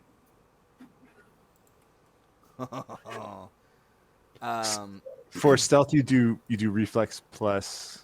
Reflex plus stealth plus a d10. All right, so for those at home that are not familiar with our Talsorian games, Mekton Zeta specifically, the way that the game works is that the players describe what they're going to do. You decide on a difficulty level. An easy is a 10, an average is a 15. I forget what things are called after that. I just know the different levels by numbers. Difficult is a 20, very difficult is a 25, and nearly impossible is a 30. Now, something that I do that's not exactly in the rules, if I tell people, which by the way, this is because they're not looking at everything and all that, it's an easy difficulty, so you just have to beat a 10. Every difficulty level that they beat after that, I add on to what they're able to get away with. So for instance, Will's character got over a 23, which means that they went 2 levels of difficulty above what they needed to hit. And ironically, so did Emilio's character. So not only are they able to get by without being detected, they're able to avoid the camera, so they're not even going to be on later footage. You know, they're going to get to basically add to what they do. So they're basically going to be able to. Oh, Mrs., you got 23. Yeah, I did pretty good. Oh, I'm sorry. No, I rolled a 15. I thought we Not a rolled problem. at the same time, and I saw a number, and I assumed it was mine. Not a problem. I misread that. So Will, you've only got 1 level of difficulty above them. So the both of y'all, because this facility's security system, it's an ice planet with everything that's going on. Like, their security is not the best, and you're not quite sure why. But it works out in y'all's favor. Y'all are able to ghost it. Will, your character is still not used to being inside of a spacesuit constantly. And you may or may not be detected by security cameras later. You beat the difficulty of getting past the security booth, but you may be detected later on a separate footage if they go back and check old footage. Thankfully, I have no defining features. I am a cloud of gas. I suppose that's the defining feature, but Yeah, that's pretty distinct. To be fair, they'd have to be able to see inside the suit to know that. that's true. Yeah, no, y'all are able to get it through, and you get over to the room, and as the door opens, Oh no. there is a security guard inside, the one making the rounds, and they're a little bit in shock. So let's go ahead and get initiative. Yeah. He's in I shock. definitely- He's about to be stunned. I definitely want to jump on this guy right away. I know, it's like tackle him. Yeah. Take him But out. yep. And I'm sorry. Can you remind us what we roll for initiative? It is just a straight D10 plus your reflex. 10 plus reflex. Okay. Which is my best stat. Mm-hmm. I mean, you're IronBound Infiltrators. It's kind of got to be. True. I Heck yeah. got actually a 15.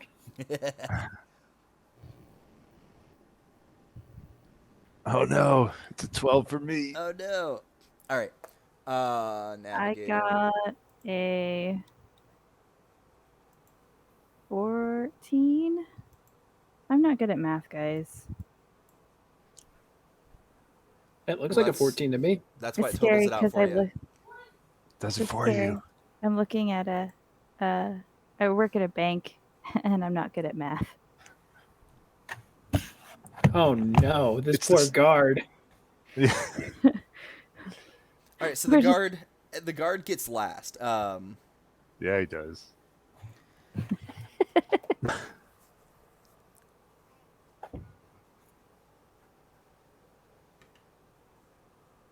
Wait. Oh yeah, no, that doesn't. I don't think that you keep rolling on initiative. Oh right. Do you boost? No, We'll say no for right now. I don't think you do.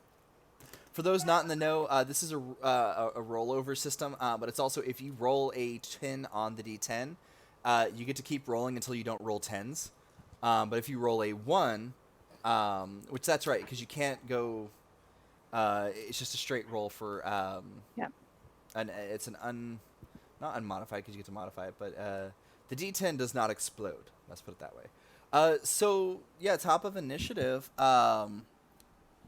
Will. We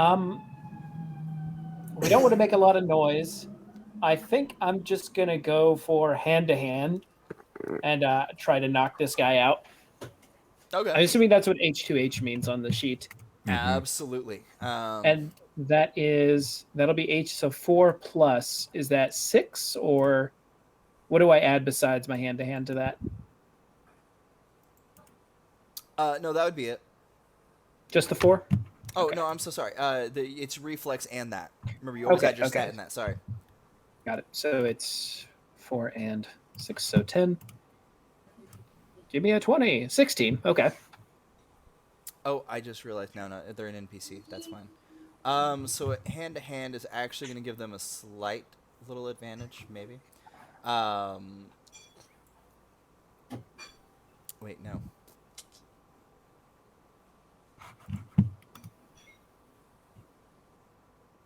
It's their evade roll, which is they don't get anything on, so they just get their reflex, which they don't have a very good reflex. So they do not manage to succeed. So why don't you go ahead and roll a d10 for where you hit, and then decide. And then for hand to hand, I'm guessing you're punching or kicking because those are the only two that would not modify your previous roll. Okay. And a punch is 1d2, and a kick is 1d3. I guess I'll do a D3. I can't do a D3. I'll do a D6. That's what it is. And then whatever. So 1, 2, 1, 2, or 3, 4 is 2, 5, 6 is 3. Yeah, that makes sense. All right, so I got a 6 on my D10 roll, and I got a 1 for damage. Okay. For those at home that have never played our Talsorian games or anything like that, you get to automatically attempt to evade the attack that happens. It's an automatic defense roll, so to speak. So you'll just hit your evade if you have it. If not, it's just your reflex to try and dodge or something that attack. And if you fail, then you do damage. You also get to choose where, which a 6 is going to be the left arm. And you're I'm kicking his left arm. Oh my gosh. I don't have to worry about stretching. Isn't that the first limb we took out on the other guy? Yes. We have a thing for left arms. We're renaming the show to the left arms. Just kidding. Yeah, what's the penalty for a called shot? Attack the left arm. It's our Who signature. are you? Oh. We're the disarmers. I was thinking a cool name for a show would be Left of Arms. Mm. I can find the called shot for mechs very easily, but I don't see the called shot for humanoids. That's okay. I know I am that not it making a exists. called shot right now. Yeah. It's like, no, thank you. Yeah, so let's see here. They're...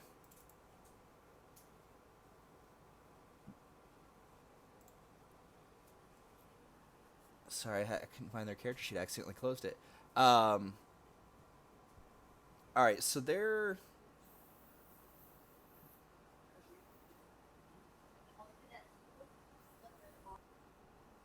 Alright. Sorry, I had to mark that. Now, you didn't do enough... Just put them on. So, y'all, you didn't do enough damage to stop them. You do have one more attack. Do you want to try and attack them again? Oh, yeah. Alright. Then... So... Do you want a called shot now? That's their defense. I don't know where the called shots are, so let's not I do that not right want now. to. I do not Okay. want a called shot. We're not going to need it. We're just good at this. That's All right, true. I rolled We a are just- 15. A 15 to kick them.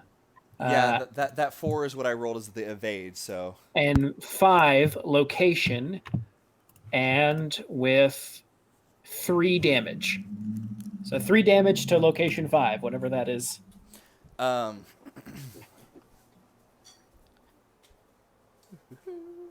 Sorry, folks, for getting up and down. I have a small child that is right being a here. pain in the butt. So let's see here. You did.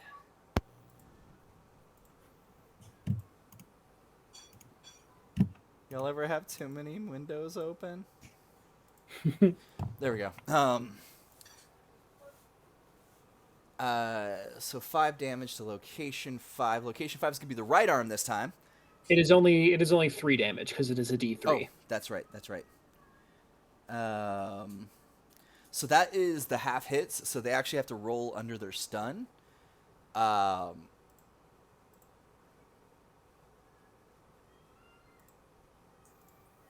if you take half damage or more on one location, you have to roll stun to see if you are able to continue on.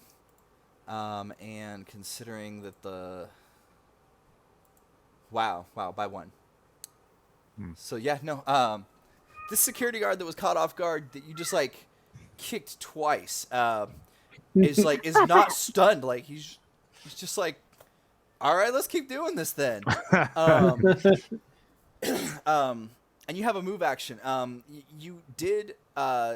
He wasn't exactly in the doorway, so you had to move into the room. Do you want to move like further into the room? It's basically a conference room. There's a lot of different kinds of plans and documents and 3-ring binder type things all around with information. Do you want to move further into the room to put yourself on the other side of the table or anything from his future attacks, or? I want to put him on. I want to move so that I'm on the opposite side of him from the other 2 members of the party. Okay, yeah, not an issue at all with your even with half move. The room isn't very big, so yeah, you'd be able to easily get around him. And Chelsea. Yeah, gunshots not a good idea considering security room down the hall. It's an energy pistol. Okay. Oh, okay. Is it silent? It does not say that they are not silent, and dissipating energy is a like I figure if anything it's like It's probably like a popping noise or some kind of It's like woo woo woo. like small explosion. I mean, I've always just kind of considered it to be something more along the lines of like a small, like a woo woo woo, or like a woo, or like. Yeah, either way, I don't want to make noise, so I'm just gonna stab him. Okay, you're gonna use your mono knife. Yeah.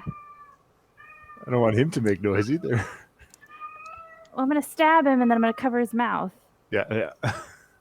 And then he's gonna be touched by a bug, which depending on how like he is about bugs. One of the bugs turned into a human. Or a humanoid. So that's gonna be The zombie blades, bugs. right? Oh, yes. I also just realized, good thing he didn't get stunned. His health is actually a little bit higher because he does have some armor on. Oh, okay. Somebody's got armor. Somebody's commander funds their expeditions correctly. Right? We notice. Now, the Everybody good knows news that. is, the good news is that you're able to basically reduce with the mono knife, you're able to reduce the enemy's SP by a third. Oh, okay. So basically, it's going to ignore most of the armor. Okay. So it's just 1d10 plus my blades. Gil? 1d10 plus reflex plus your blades. Ah, okay. Just watch this giant beetle whip out a switch knife. That's right. It's like a Gary Larson comic. There we go. That's pretty good. Let's see if this works. Nope, they didn't defend. Cool. I'm just gonna like stab him, grab his mouth, and just like slowly lower him to the ground. Are you going for a knockout? Yeah. I'm leading with the knife, but then I'm gonna like get around him and just like, shh, it's okay. It's okay. Shh. Yeah, no, anytime you want to do a knockout, as long as you succeed and they're not able to defend, then you've knocked them out. Cool. If anyone wants to finish him off, it'd be great. Is he? Do you need to roll something to knock him out now, or is that post? You did knock him out. No, this is post. They're knocked out. Yeah. I think Helios is going to finish him off. Just, Just witnesses and Pull out his everything. knife real quick and stab him in someplace crucial.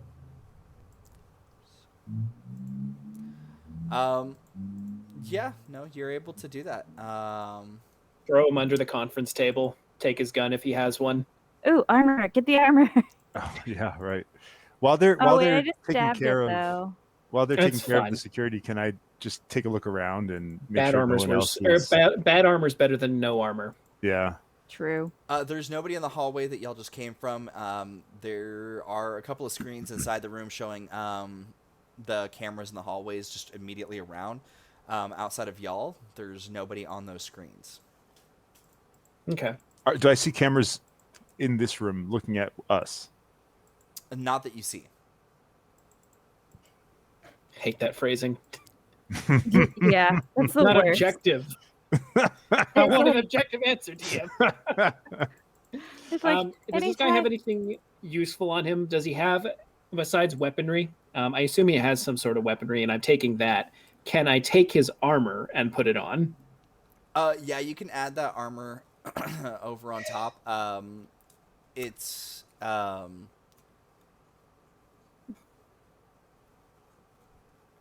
going to be I was trying to get to that while y'all were talking.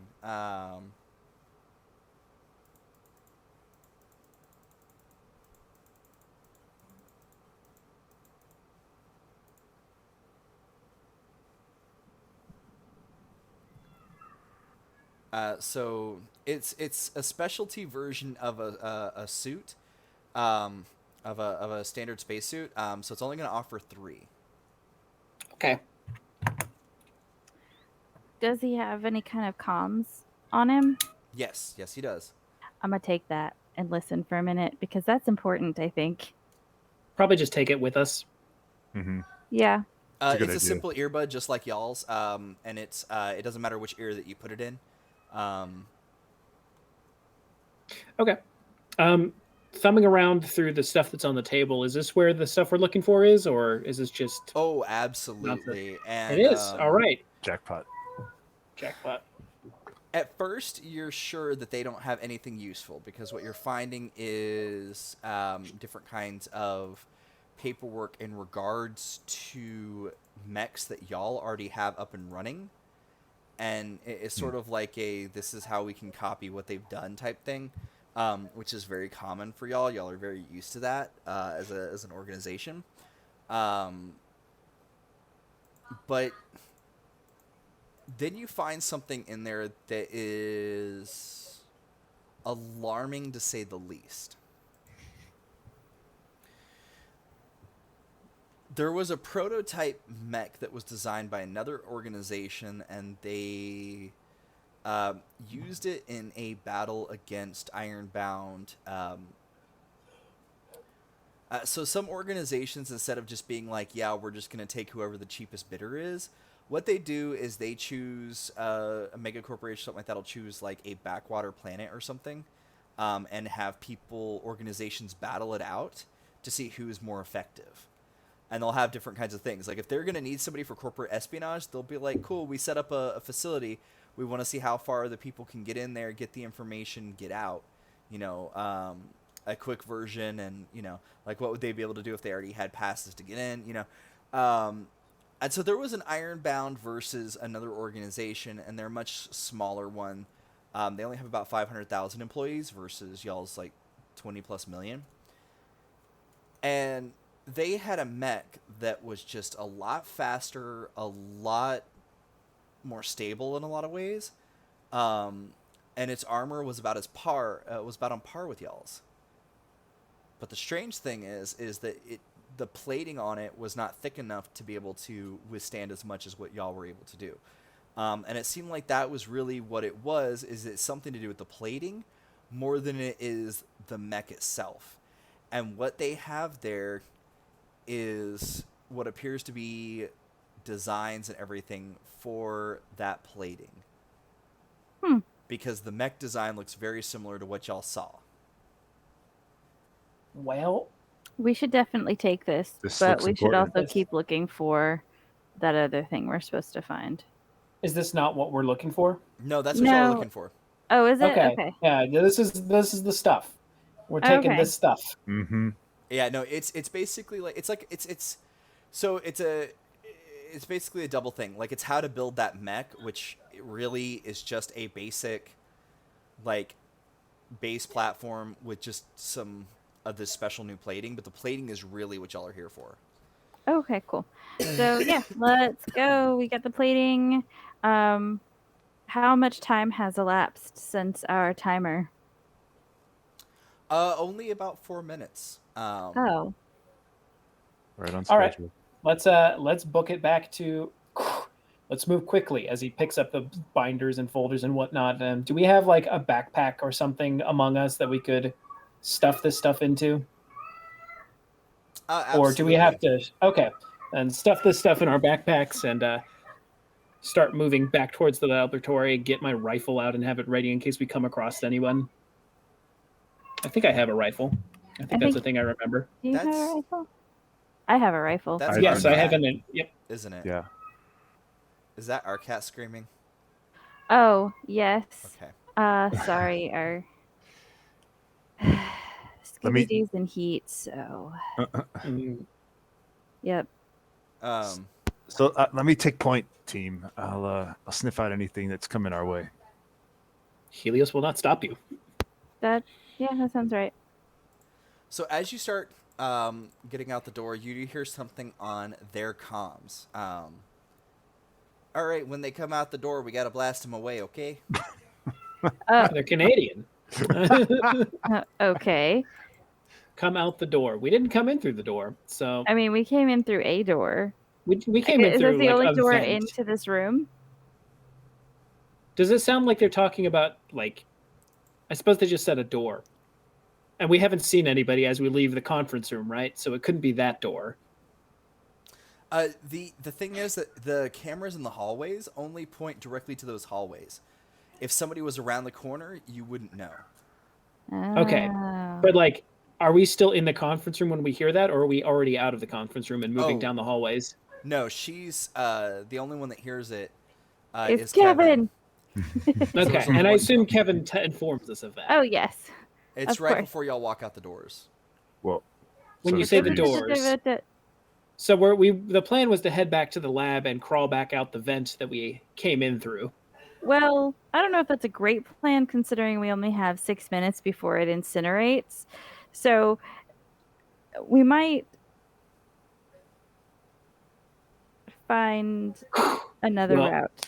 Well, they just said that they're going to blast anybody who exits out the doors. Right. Is That there does not another? sound like a solid plan. Do we have is the door we came in through the only door out? No, there is a door on both sides, and they're directly across from each other. Okay. So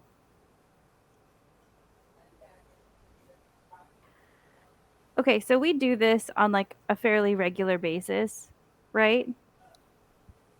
Yeah, we're an infiltration team. Right. Do I have like a smoke grenade or like a flashbang or Yeah, you can have a smoke grenade. okay. So take your pick, this door or this door. Can you you're pretty good at voices, Kevin. Can you get on the comms and tell them to go to a certain door and then we can just go to the other one?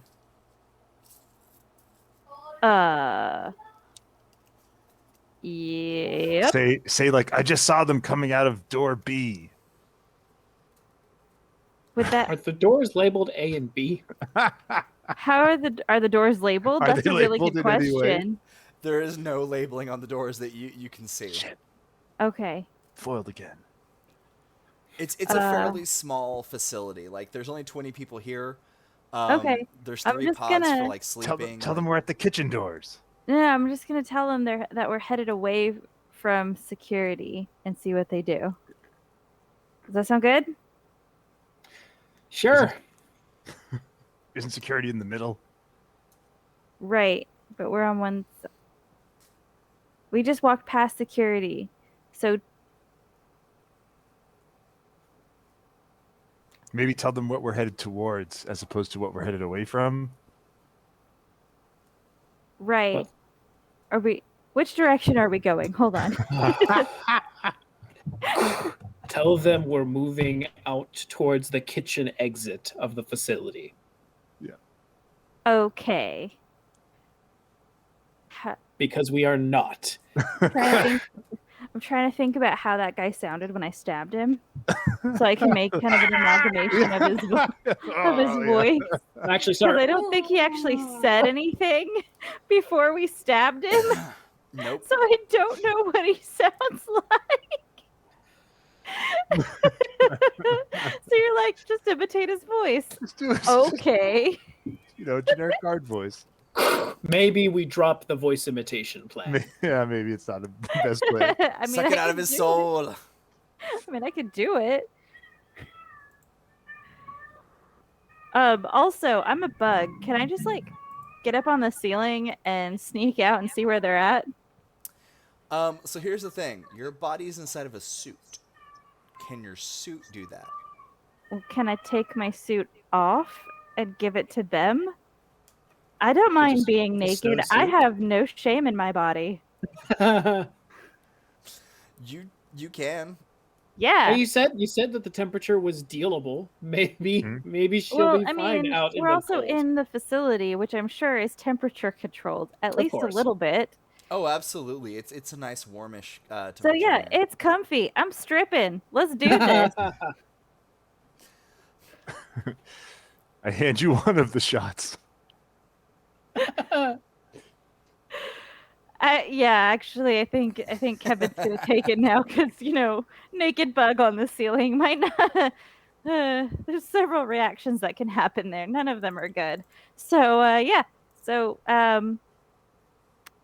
Kevin's gonna get up on the ceiling, kind of open the door a little bit, slide out, figure out which hallway they're down. So right quick, what is your tolerance like? You've already had 2 shots here. No, Just one, I think.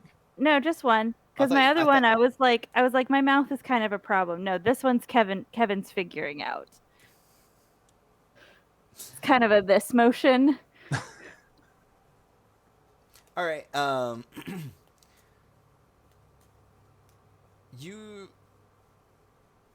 Which door are you crawling out of again? Should I crawl out the door we came in from? Like the door near where we came in from. Yeah. Yeah, let's say that. Let's say Okay. that should be the plan. Okay, that's the plan. I'm gonna check that one first. Which is the mechanical systems door, I think, is where we were near when we entered.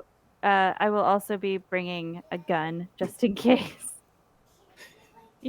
Make the gun. So the door opens and you crawl out along the ceiling, and it's like the Spider-Man meme. Which one? Yeah, because there's also crawling along. No way.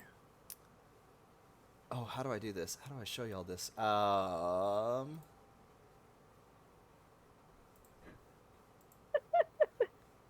mean, I know. Are we in one of those test facilities? Is there another team competing against IronBound to see who can steal this information? Yeah. I mean, technically we're winning because we have it. Oh no, it won't let me show. Okay, I was trying to show y'all something, but instead it's going to show y'all like a teeny corner, and I don't want to resize that and lose everything. So, no, like it's a grotesque. Like this person has done some body modification to themselves. Like they want to look scary, but like on the armor, or not the armor, but on the shirt that they're wearing, it's the local security uniform emblem. Like there's security for here, But they're also their ancestors are also some type of beetle as well. They're a little more humanoid, and more their mouth parts are a little bit more humanoid, with like a little bit of like a pincer action. But most likely, if you have to think about something, it is most likely related to the scarab beetle. Cool. So, and has Kevin gotten far enough away yet that we don't see this happening? The two of us. Oh no. Kevin like goes out into the hallway, like you see on the camera Kevin get out there, and then you see like something turn the corner, and they're like this dark blue color, All right. and they're both well, like nose to nose. Helios is Okay. going out with gun. Yeah, we're gonna have to go. Time to Rudy Tooty point and shooting. And y'all are gonna run out that door as well? Yeah, or I y'all... suppose so. Okay. Thanks for not sacrificing Kevin on this one, guys. I appreciate it. Let's get some initiative rolls. Okay,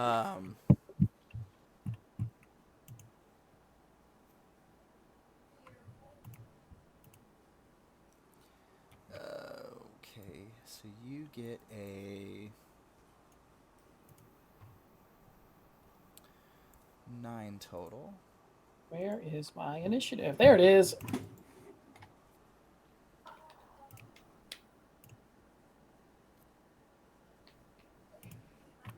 Oh, I have to that wrong. roll. There we go. 18. Sorry, I read the wrong number. So their initiative is actually... Okay. Still last. Oh no, before they would have gone before Oh, Kevin. I see. That's a 16. I thought the 16 was ours. Oh, yeah, I Got it. only have a 13. Got it. Oh. Oh yeah, you do. So Yeah, terrible. it's all right. So yeah, Will, you're gonna get a chance to go first. I suppose I'm going to move into a position to pop off 2 shots at this scarab beetle. Oh yeah, no. This assumes like when you said that like you ran into the hallway after. This assumes that you're already in the hallway. All right. Well, then I'm going to shoot this scarab beetle. All right. Let's see here. It's Helios is. Where's my rifle button? Not button. Oh no, am I just? I thought I was rifle, but I only see blade and handgun. So I suppose I'll be doing that. All right, and this Plus guard 10. is a little more ready. Maybe. Let's see if they're able to. We tied. What does that mean? I give it to the players. Okay. Ooh. If you tie, no matter whether you're the defender or the attacker, I give it to the players. All right. So it's meter beast. So 7 for the location. And then what is my pistol damage? Yeah, these are energy pistols, so your choice of 1 to 4. But remember, you've only got so many shots before you're out of ammo and need to reload. And reloading is a whole action. I am cranking that. Yeah, I was going to say crank it because that's 10 shots Yeah. Yeah. before you have to reload. Yeah. So that's location 7, 16 damage. Please be the head. Location. No. It's the left arm. Oh. No. It's the right leg. Head is a 1. You want low on the location die, by the way. Okay, so right leg. And limbs are... It's got to make it hard to stick to a ceiling. True. All right, so that is 9 hits plus armor. This one does have some armor. I will say, I kind of just realized that really all Kevin had to do is remove their boots and gloves. Kevin just wanted to get naked, I think. Kevin just really feels himself sometimes. Helios can relate to not wanting to be stuck in a suit. However, they do not have the freedom to do so at this given time. Also, there's got to be like some kind of like power move intimidation. Naked, like I'm gonna shoot you now. A 5'5" beetle person just running out into the hallway naked with a gun, except for boots and gloves. All right. So you did so much damage to the right leg that it went into a -2, even with the armor. Did his leg explode? Just like vaporized. I go a little bit more on the anime side. Like any limb, even on an enemy, can still be repaired. So like it's just Okay. they're unable to use it. I was But like going they- X style. It's like it just falls off, like it was severed, like randomly. But they're gonna have to roll a d10 to see if they can face off against their stun, which they do. Okay. Well, I guess I'm just gonna shoot him again. Ooh, that's worse. I rolled a Oh, 1 so you got to roll again. without any modifier. Yeah, Yeah. and then you subtract it from your total. 6. So that's a 5. That's a hot 5. Oops. Yikes. Oops. Hold on. And that's your second attack, so they're gonna try and do their evade. Their evade's a 13. So even with one of their limbs out of commission, they are able to evade and pop out of the way. Oh wait. Oh yeah, no. Even with the being wounded, the difficulty only goes up. It would only affect them by 2 points, so they would still be able to manage that. All right. I'll just hold the position where I'm at. I'm done. Chelsea, you are basically face to face. They've actually still got clothes on though. They've got their uniform on. Yeah, how do they feel about me being naked up there? Like, They were staring at you and snarling, and speaking in a dialect that you're not familiar with. oh, okay. But now they're just kind of yelling and screaming at. Hey, you got a voice sampling. Oh, nice. Oh, Yeah, yeah. I do. That's awesome. I can now totally replicate this guy. Yep. Maybe. That's how that works. Yeah, so I'm just gonna. I mean, we're face to face. I'm just gonna shoot him in the face. I mean, where else can I? We're hanging upside down from the ceiling. I don't have much line of sight on anything else. You want to call shot it? Well, no, Okay, so you're just gonna shoot in his direction. right. Okay. But I mean, think about what I have for a target. Oh no, you can see a lot of the body, but because of the way their body is, technically it counts. We'll go into that in a minute. Okay. So yeah, I'm just gonna shoot him. All right. So that To me, it sounds like he's functioning as his own cover for certain parts of his body. Basically, yes. yeah. Yeah. So that's gonna You got to be beat a 15. Meter beat a 3 15. plus 8. Although his face is the primary That's cover. 11. That's true. Didn't expect me to block it with my face, did you?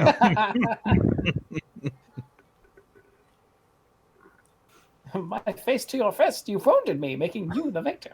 All right, you Something like failed that. on this first Dang shot. it. Do you want to try again? Yes. Hey, look at that.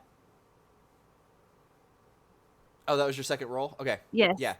Then yeah. Basically, so you are able to 100% see arms, both arms and shoulders and chest and face. So if it's torso or legs, then potentially another body part is going to be the cover for that, which means that that's what body part will take the damage. Cool. It's a D10 for the placement, right? Or Correct. yeah. Okay. Balls. That's going to be the left leg, which Turns 'cause into the left arm? Yes. turns This into is the left best arm. way. Yeah! Take that, left arm. We are undefeated. So go ahead and roll yeah. your damage. I Needed am better Let me look at armaments. the damage for my weapon real quick. Because I got... So... Yeah, I'm just gonna do this. 1, 2. Is yours a pistol or a rifle? It's a rifle. Oh. Shit. So is it fully tuned? Oh, that's a yes. Oh, wait, you're one of the people with the rifle skill? Yes. Because I'm not, and I think it's each of us Yeah. has 2 of them, but I'm not not the either. exact same 2. Oh, you're not? I'm Okay, not well- rifle. Yeah. I'm not rifle. I'm rifle. Okay. Zav and Kevin are rifle. And And then Yes. Celios and Helios and Quinlan are all hand-to-hand. Because I mean- two people with the ability of long range, and then 2 people for up front and center combat. So this guy has no left side of his body then. It was his right arm. Or right leg. Yeah, it was right leg. Now it's the left arm. Doing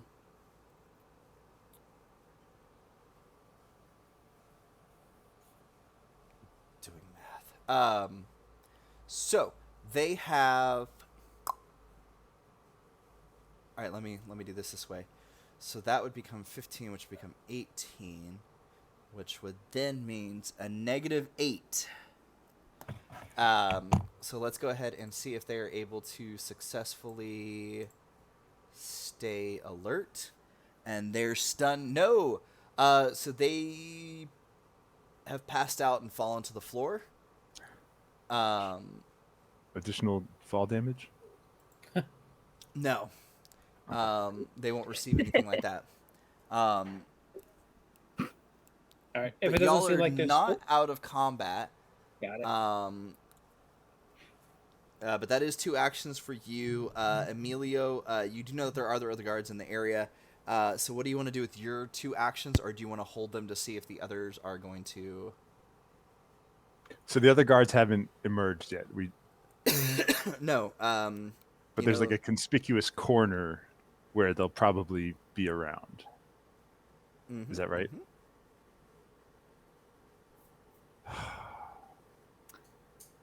So we know one of them's not in the base. We know one of them is dead in the conference room. One of them is down on the floor. So really, there's only 3 left. Only 3 left. If they're all together.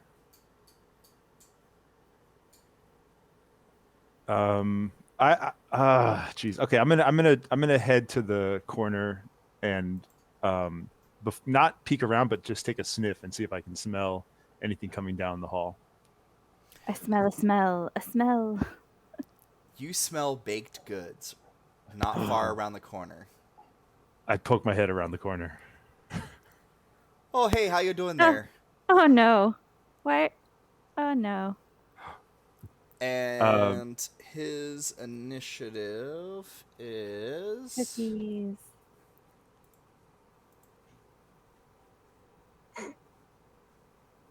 way after y'all's. So that would be, is that sort of just one action and a movement for me? Can I like still hit this guy? That would be, the hallway is so short that would have been your half movement. Okay. Or it wouldn't even technically cover half movement. You'd be able to duck back behind if you Why are want. they Canadian? So I get to the corner. I smell the baked goods. I peek around. I see this guy. Is he alone? Technically, yes. Technically, yes. The best kind of yes. So the door to the security room is still open. There was 2 people in there previously. You smell the baked goods on him. Mm-hmm. You only see him. Yes, in that section of corridor, you do only see him. However, you do not know if the two people were in there, if they're getting armaments from the lockers, if they're gearing up, or if they went to another part of the ship. So technically, yes. Was this bug Yeah. person one of the people that we passed to the security room? No. Okay, so this is a fourth player of that group. Yeah. And we don't think that the other two people were security, although I suppose scientists could still. They Put a were in fight. casual clothing, so you don't know We don't know. Yeah. what yeah. division they They were could in. have just been like off duty. All right. Well, this guy's in front of me. I'm just, You got a gun, use the gun. Yeah. Well, actually, so I keep It's a forgetting funny story. I keep forgetting this is like an anime style game. Oh yeah, me too, So honestly. I want to need do remember that more. I peek around the corner, I see this guy, and as he before he can react, I'm like in like a really action pose crouch, and I pull one of my blades out, and I just kind of go past him so quickly that you don't even see me move, but you see the line of the blade slashing through the air. Oh man, you got to have your arms behind you like this when you do it. Yeah. Oh yeah, Like totally. Naruto run. Naruto run. Yeah, it's like Yeah. it's a ninja scroll move. Yeah. Yeah. All right, let's see if he's able to evade that. So go ahead and roll your attack. Okay. Oh, and do remember, I know that I keep forgetting to mention this as well. The WA that you have there, Yeah. that does affect your roll. I forget the exact thing that stands for. Weapon affinity or something like that. Weapon accuracy. Weapon accuracy. That's what it is. So that means that you get to add that to your attack roll. So for my blades, it's a +0. Yeah. But I realize on the rifle, I don't know if somebody added that into their rifle shot earlier. Oh, I I did forgot not. to add that to my handgun. But I Oops, still, forgot to add and it I'm to sorry. my So rifle. I still roll my blade score, my reflex score, and then a D10. Correct. Okay, so D10 plus 15. Okay, sorry. Here we go. And you got to beat a 10. I think I can do that. 20. Yeah, so go ahead and roll to see where exactly your blade lands. Just a straight D10. Get rid of this buff. Sorry. 2. That's a torso hit. Yeah, slash him. Shoo. That's exactly where you wanted it too. Yeah. Which is going to give us... Okay, so the torso. They've got pretty good. All right, so roll your damage. Okay. And my damage is 2d6 plus armor piercing. So what that means is that a third of their armor is ignored. Okay, so just roll the 2d6. Yeah, just roll 2d6 and then I have to calculate on this end. So that's going to be... Cool. And that is... it's a 3. Sad. All right, so you slice in and you realize you just feel this grinding of your blade against their armor. And as you turn around, he looks down. Oh, this is a new set of armor too, eh? This poor guy. But yeah, you have one more attack. Second attack. I'm coming back around with the blade. Or you have one more action, I should say. You can use that to go additional half movement, which would put you around the corner away from him,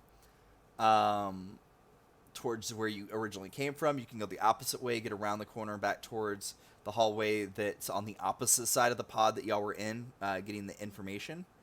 Or you can even get back down the hallway that you're at and get way down that way. Or you can attack again. Or there's a plethora of other things that I left in that other chat. Yeah. I'm gonna just Attack. back and forth, zigzag, knife, slice, shink. And so I will roll things.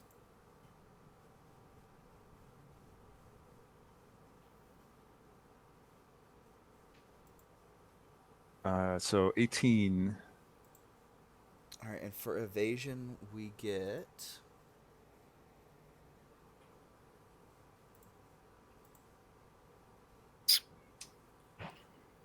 Wow. Wow. That was close.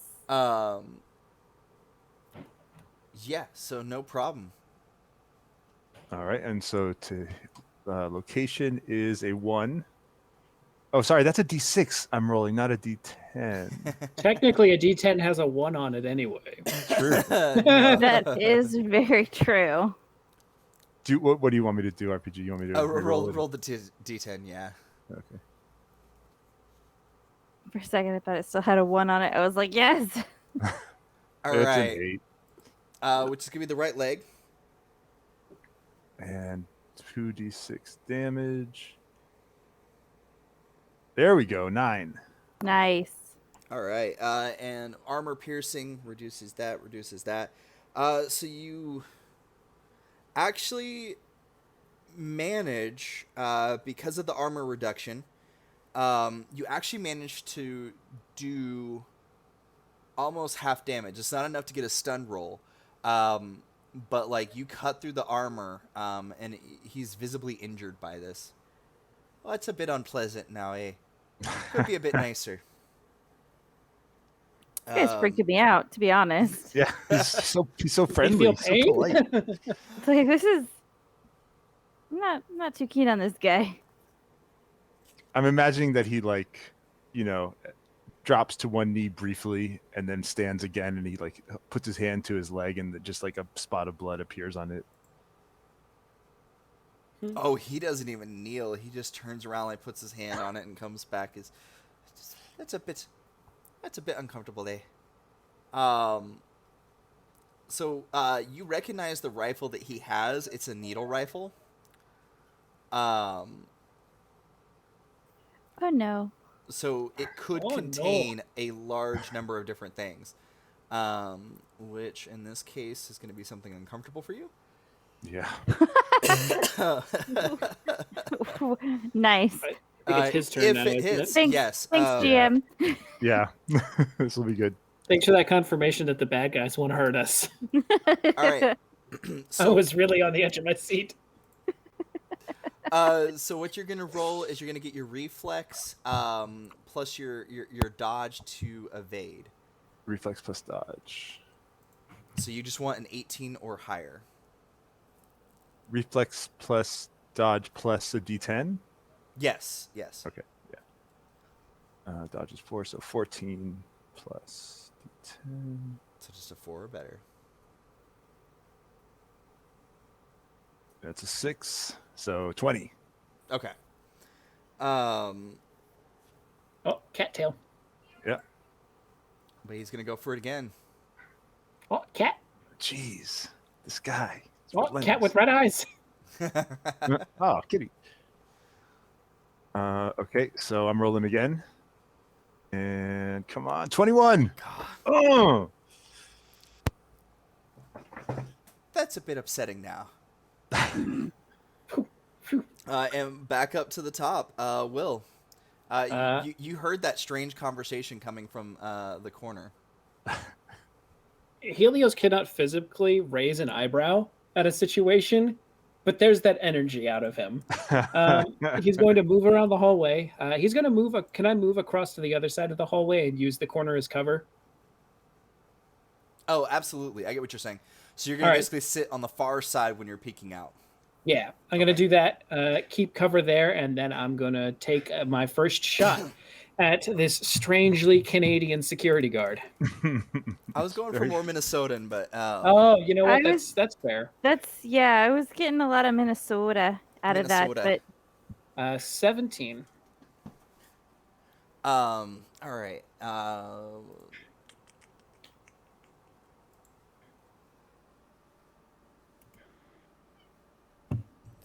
So let's see. That's that. Oh, if I could actually type today. Type. No. nice.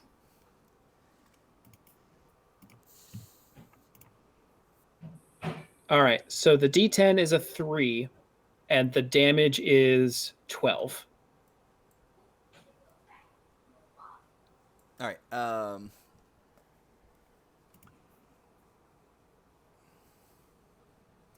So So a 3 is going to put us at the torso, which has not taken any damage. And so it's going to do.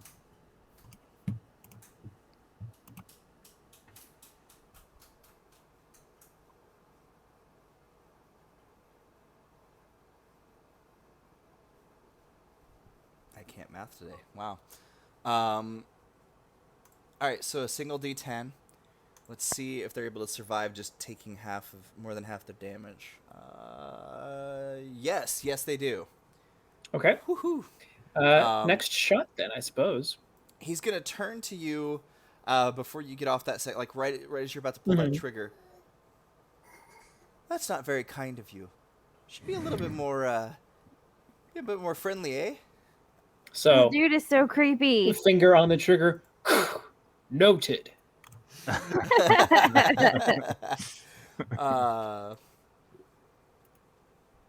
Kevin's up on the ceiling. Man, how come Helios has those cool one-liners? Oh, it helps if you add a dice to actually roll. Oh no! Oh, no. The dice, the D10 is Oh, a no. 1, and the damage is 15. Oh, that's the head. The head isn't going to have a whole lot of... Yeah, no. That's gone. He's been decapitated, don't you know? How much overkill is that? More than double. More than double into the negative. Oh my gosh. Yeah, so you got one person passed out and you've got one decapitated. What are y'all gonna do? Get the fuck We out should of here. move. We should be moving go. quickly. Yeah. Helios is still going to suggest that we move back towards the vent and head out, and if there's enough time, because if not a lot of time has passed since you said 4 minutes, then maybe it's been 5 minutes. We got halfway here while sneaking. We should be able to run the whole way out. So it took half the amount of time to get here while sneaking. We should be able to run out in less than the remaining amount of time. True. Yeah, I don't remember how long a combat round is in this. It's like 5 or 6 seconds or something like that, or Oh, Okay. okay. and y'all have only been through what is that, 3, 4? Yeah, it's like That was the second round of combat, and then there were 2 rounds of combat earlier, I think. Yeah. Or so one. Okay, so yeah, that's 4. Like less than a minute has passed. Yeah, less than a minute has passed. Okay. Let's All go. Here it is. 10 seconds each. So that's still only 40 Oh, okay. seconds. So Yeah. All right. Okay. We are running back to the lab to take the same exit that we came in. So you're equal distance from... So before you decide what you're going to do, where y'all are at is equal distance to going back out that door or going out the front door directly to where the spaceport pad is. Spaceport pad has ships, yes? Yes, there's also snowmobiles at the back door. Yes, but Ice back- rideys. Sure. You know what? Helios could be convinced to go to where the vehicle bay is. but spaceships. We have information to believe that our commander and dropship have been compromised. We have the information. We should just go. Where would we go? There is no ship that will take us off planet. I assume that there's no ship that'll take us off planet and be able to Yeah, no, navigate. That's what they were There's saying at the launch at the front Yeah, door with the pad. there- There's a 4-seater. The So landing we could pad. just There's okay. multiple 4-seater. Yeah, y'all have the Yeah. intel that there are multiple 4-seaters. It's just going to be like y'all get in there, and there's not a whole lot of room, but y'all will be able to fit in there and get out.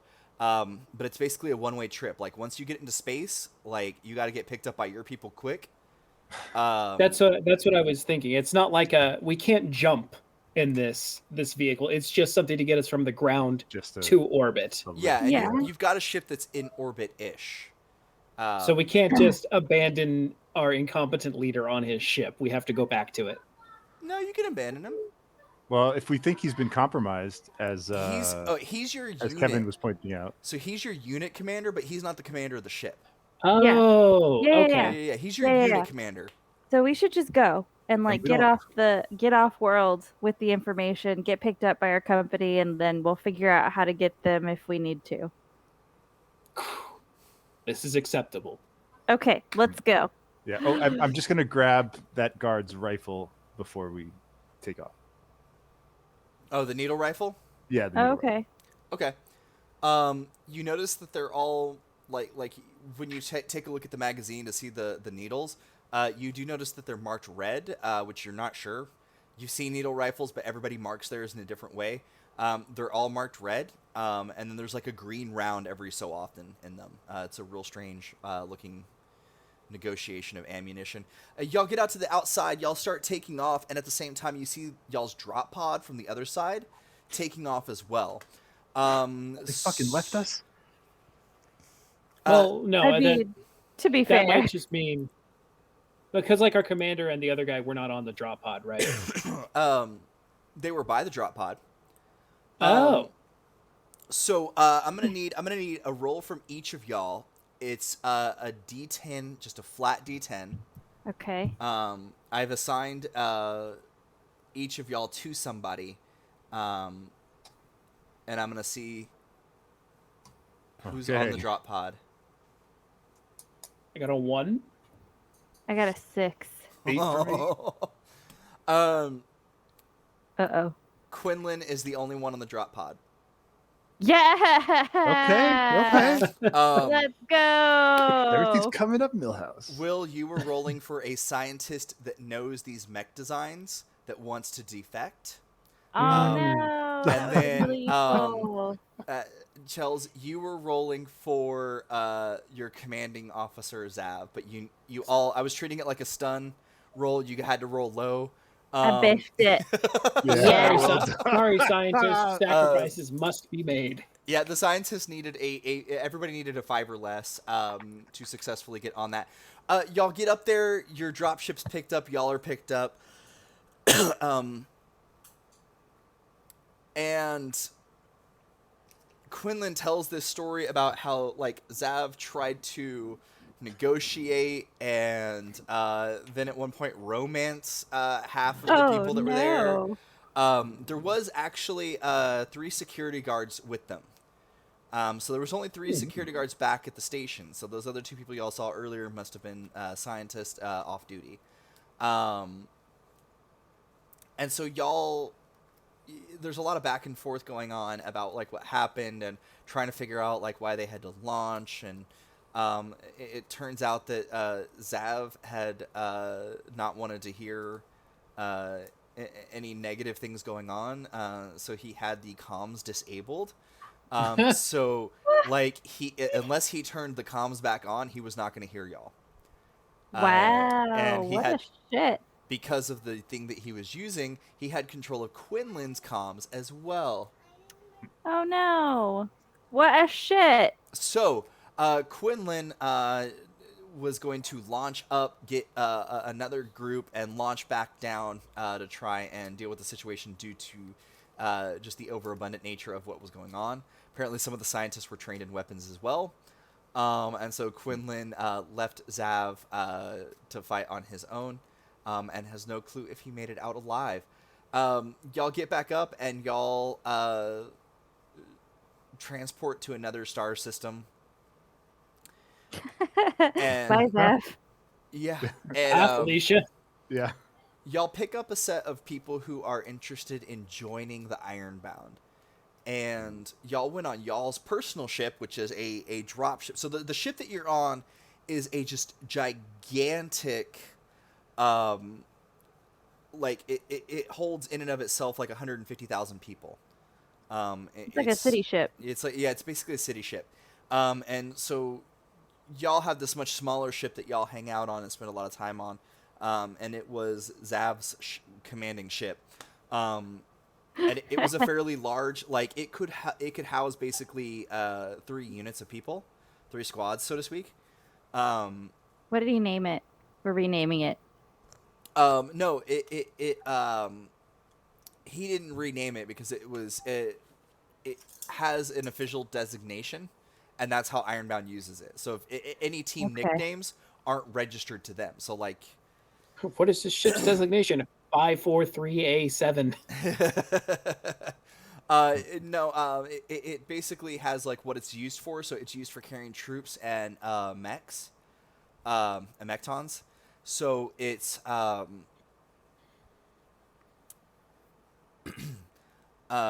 mech soul, and then a number designation, is what it would be, or mech soul carrier, and then a designation. It could hold up to 40 troops, plus another like 20 people on it, dignitaries and things like that. And y'all got on the ship and y'all went to your briefing, your war room that you have there on the ship, and y'all stored the information there because your next mission was to get that information back to headquarters. But losing your commander, the bureaucracy is going to have to decide which one of y'all is going to be temporary commander, which of the four of y'all is going to be temporary commander, and if there's any new recruits coming in or people that have been recently trained that are going to be joining from the space station that y'all just arrived to.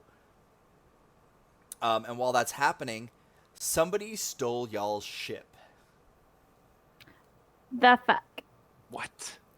Some space redneck from a farmer planet probably hijacked it.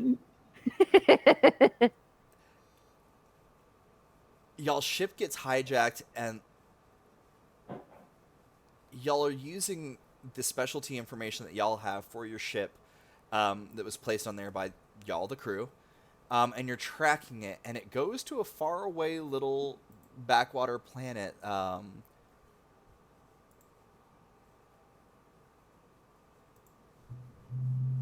Selene. It's a farming colony with like no ties to any governments or factions. Does have a bustling spaceport, but the spaceport actually has like around the same population as your ship, as like the capital ship that you're on. And it does note that because there was ancient ruins found there, it's a no-go zone for faction wars and all of that kind of stuff. Like basically, there's supposed to be no interactions with exterior corporations or anything like that unless they were already on planet side before the discovery happened. Which it does show that a sort of ally is there. There is an office for the HII. Mm-hmm. Well, I guess that's convenient. And you do know that it's set down somewhere a little bit far away from the city spaceport that's there. Excuse me. It also set away from the ruins and the corporate headquarters. It does show that it's not too far-ish from some farming colonies, some very small towns. But after that, you kind of lose... Like, you saw where it was kind of going down, but then you lose information. Somebody must have found something and disabled it. You can't get a direct ping on where it was now, so... if it takes back off from the planet before you get there, then it's gone. And... I suppose those characters are going to be pursuing that group of random strangers. I wonder who they could be. Whoever they might be. Whoever those Right? random schmucks are. Thank you all so much for joining us. This is one of our 2 sessions that are setting up the world as well as letting the players get used to a system that they're not exactly familiar with. But this has been the IronBound group. The ship that was stolen by them. They're going to be the cast and crew that has taken that ship that now has that elsewhere. It's what's called a carrier launcher, is another way of describing it. It has basically a way to accelerate almost like a railgun and shoot Mektons, which is what mechs are known in Mekton. It shoots Mektons out, basically like a mech bullet, which is useful in space. When you're on planet side, you got to make sure that the pilot knows how to pilot properly. Otherwise, they're not going to be able to hit the right jets to slow themselves down. It might just become like an impact. And with the way that the ship lands, there's no way to launch the pods. But it does contain drop pods as well, like the one that y'all used today to get down to the planet, as well as cutter pods, which means that if that ship does go into space or which also those pods can actually be launched out the same launcher that mechs get launched out of. If a cutter pod is launched and it attaches to the side of a ship, it cuts a hole in the hull and allows a small squad of troops to basically enter into a vessel or facility. Neat. Cool. And so that's what they have. They have it can hold about 60 people comfortably. Some rooms are a lot more comfortable than others. And it has 20 Mektons on it with right around I think it's right about 12 pods of different assorted types. Yeah, that's the end of this little sub-adventure. Next time starts the full-on adventure, which is going to continue until the end of July. We start at 3 p.m. Central. We go to about 6 p.m. Central. If we end a segment a little bit early, we will talk about players modifying, upgrading, or doing things to either their Mektons, robots, or other things. And if y'all want to go ahead and outro yourselves. Sure.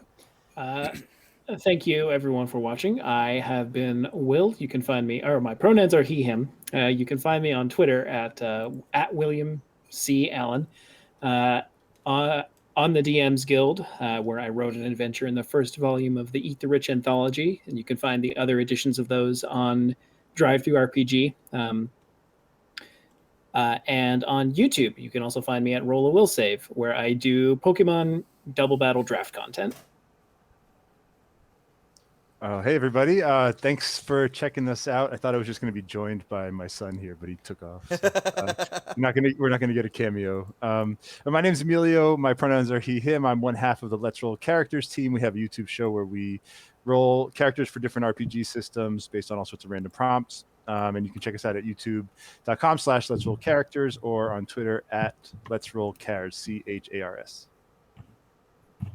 I'm Mrs. RPGHour. You can find me on Looks like they're Twitter gonna take at control of Our the Adventures, NPCs. Go ahead. which is another. It's a podcast on the RPG Hour network of things that we do. I'm like the host slash, unfortunately for everyone who plays with me, main GM, and we kind of cycle through and play indie systems. I'm always looking for people to play. So if you're interested, you can always hit us up on our Gilded, which is RPG Hour.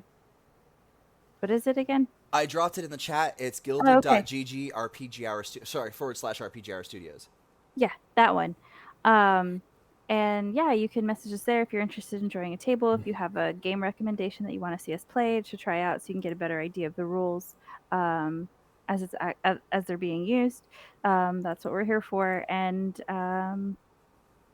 yeah, we're also working on a couple of other things like Amnesia.fm and some other stuff. So this is Mekton. I'm sorry. This is Mekton Zeta. Mekton Heist, which is a Mekton Zeta actual play. It's a part of the RPG Hour Studios family of shows. If you like what you saw here, go join our Gilded. Recruitment starts for shows in the Gilded, and then a day or two after that, we do push things out. If you find that you want to run a show, we are more than happy to help facilitate that as well. We have a lot of spots available for streams that we don't currently stream on. And we do have a lot of fun people that you can grab inside of our server as well to join that. Yeah, I can't think of anything else. I'm probably forgetting something. I'm going to attempt to raid us, but I've never been able to successfully do this, so we'll see how this goes. So until the dice roll again. Woo. No, that didn't work. Crap. Okay, hold on, folks.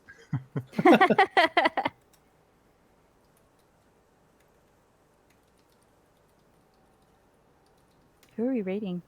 Crap. Friends who roll dice. Oh, nice. I love Oh, those yeah. guys. I think. Did it work? Yeah, maybe. Did it work? It says it on. Yeah, it looks like it says it's rating with 3 raiders right now. Yeah.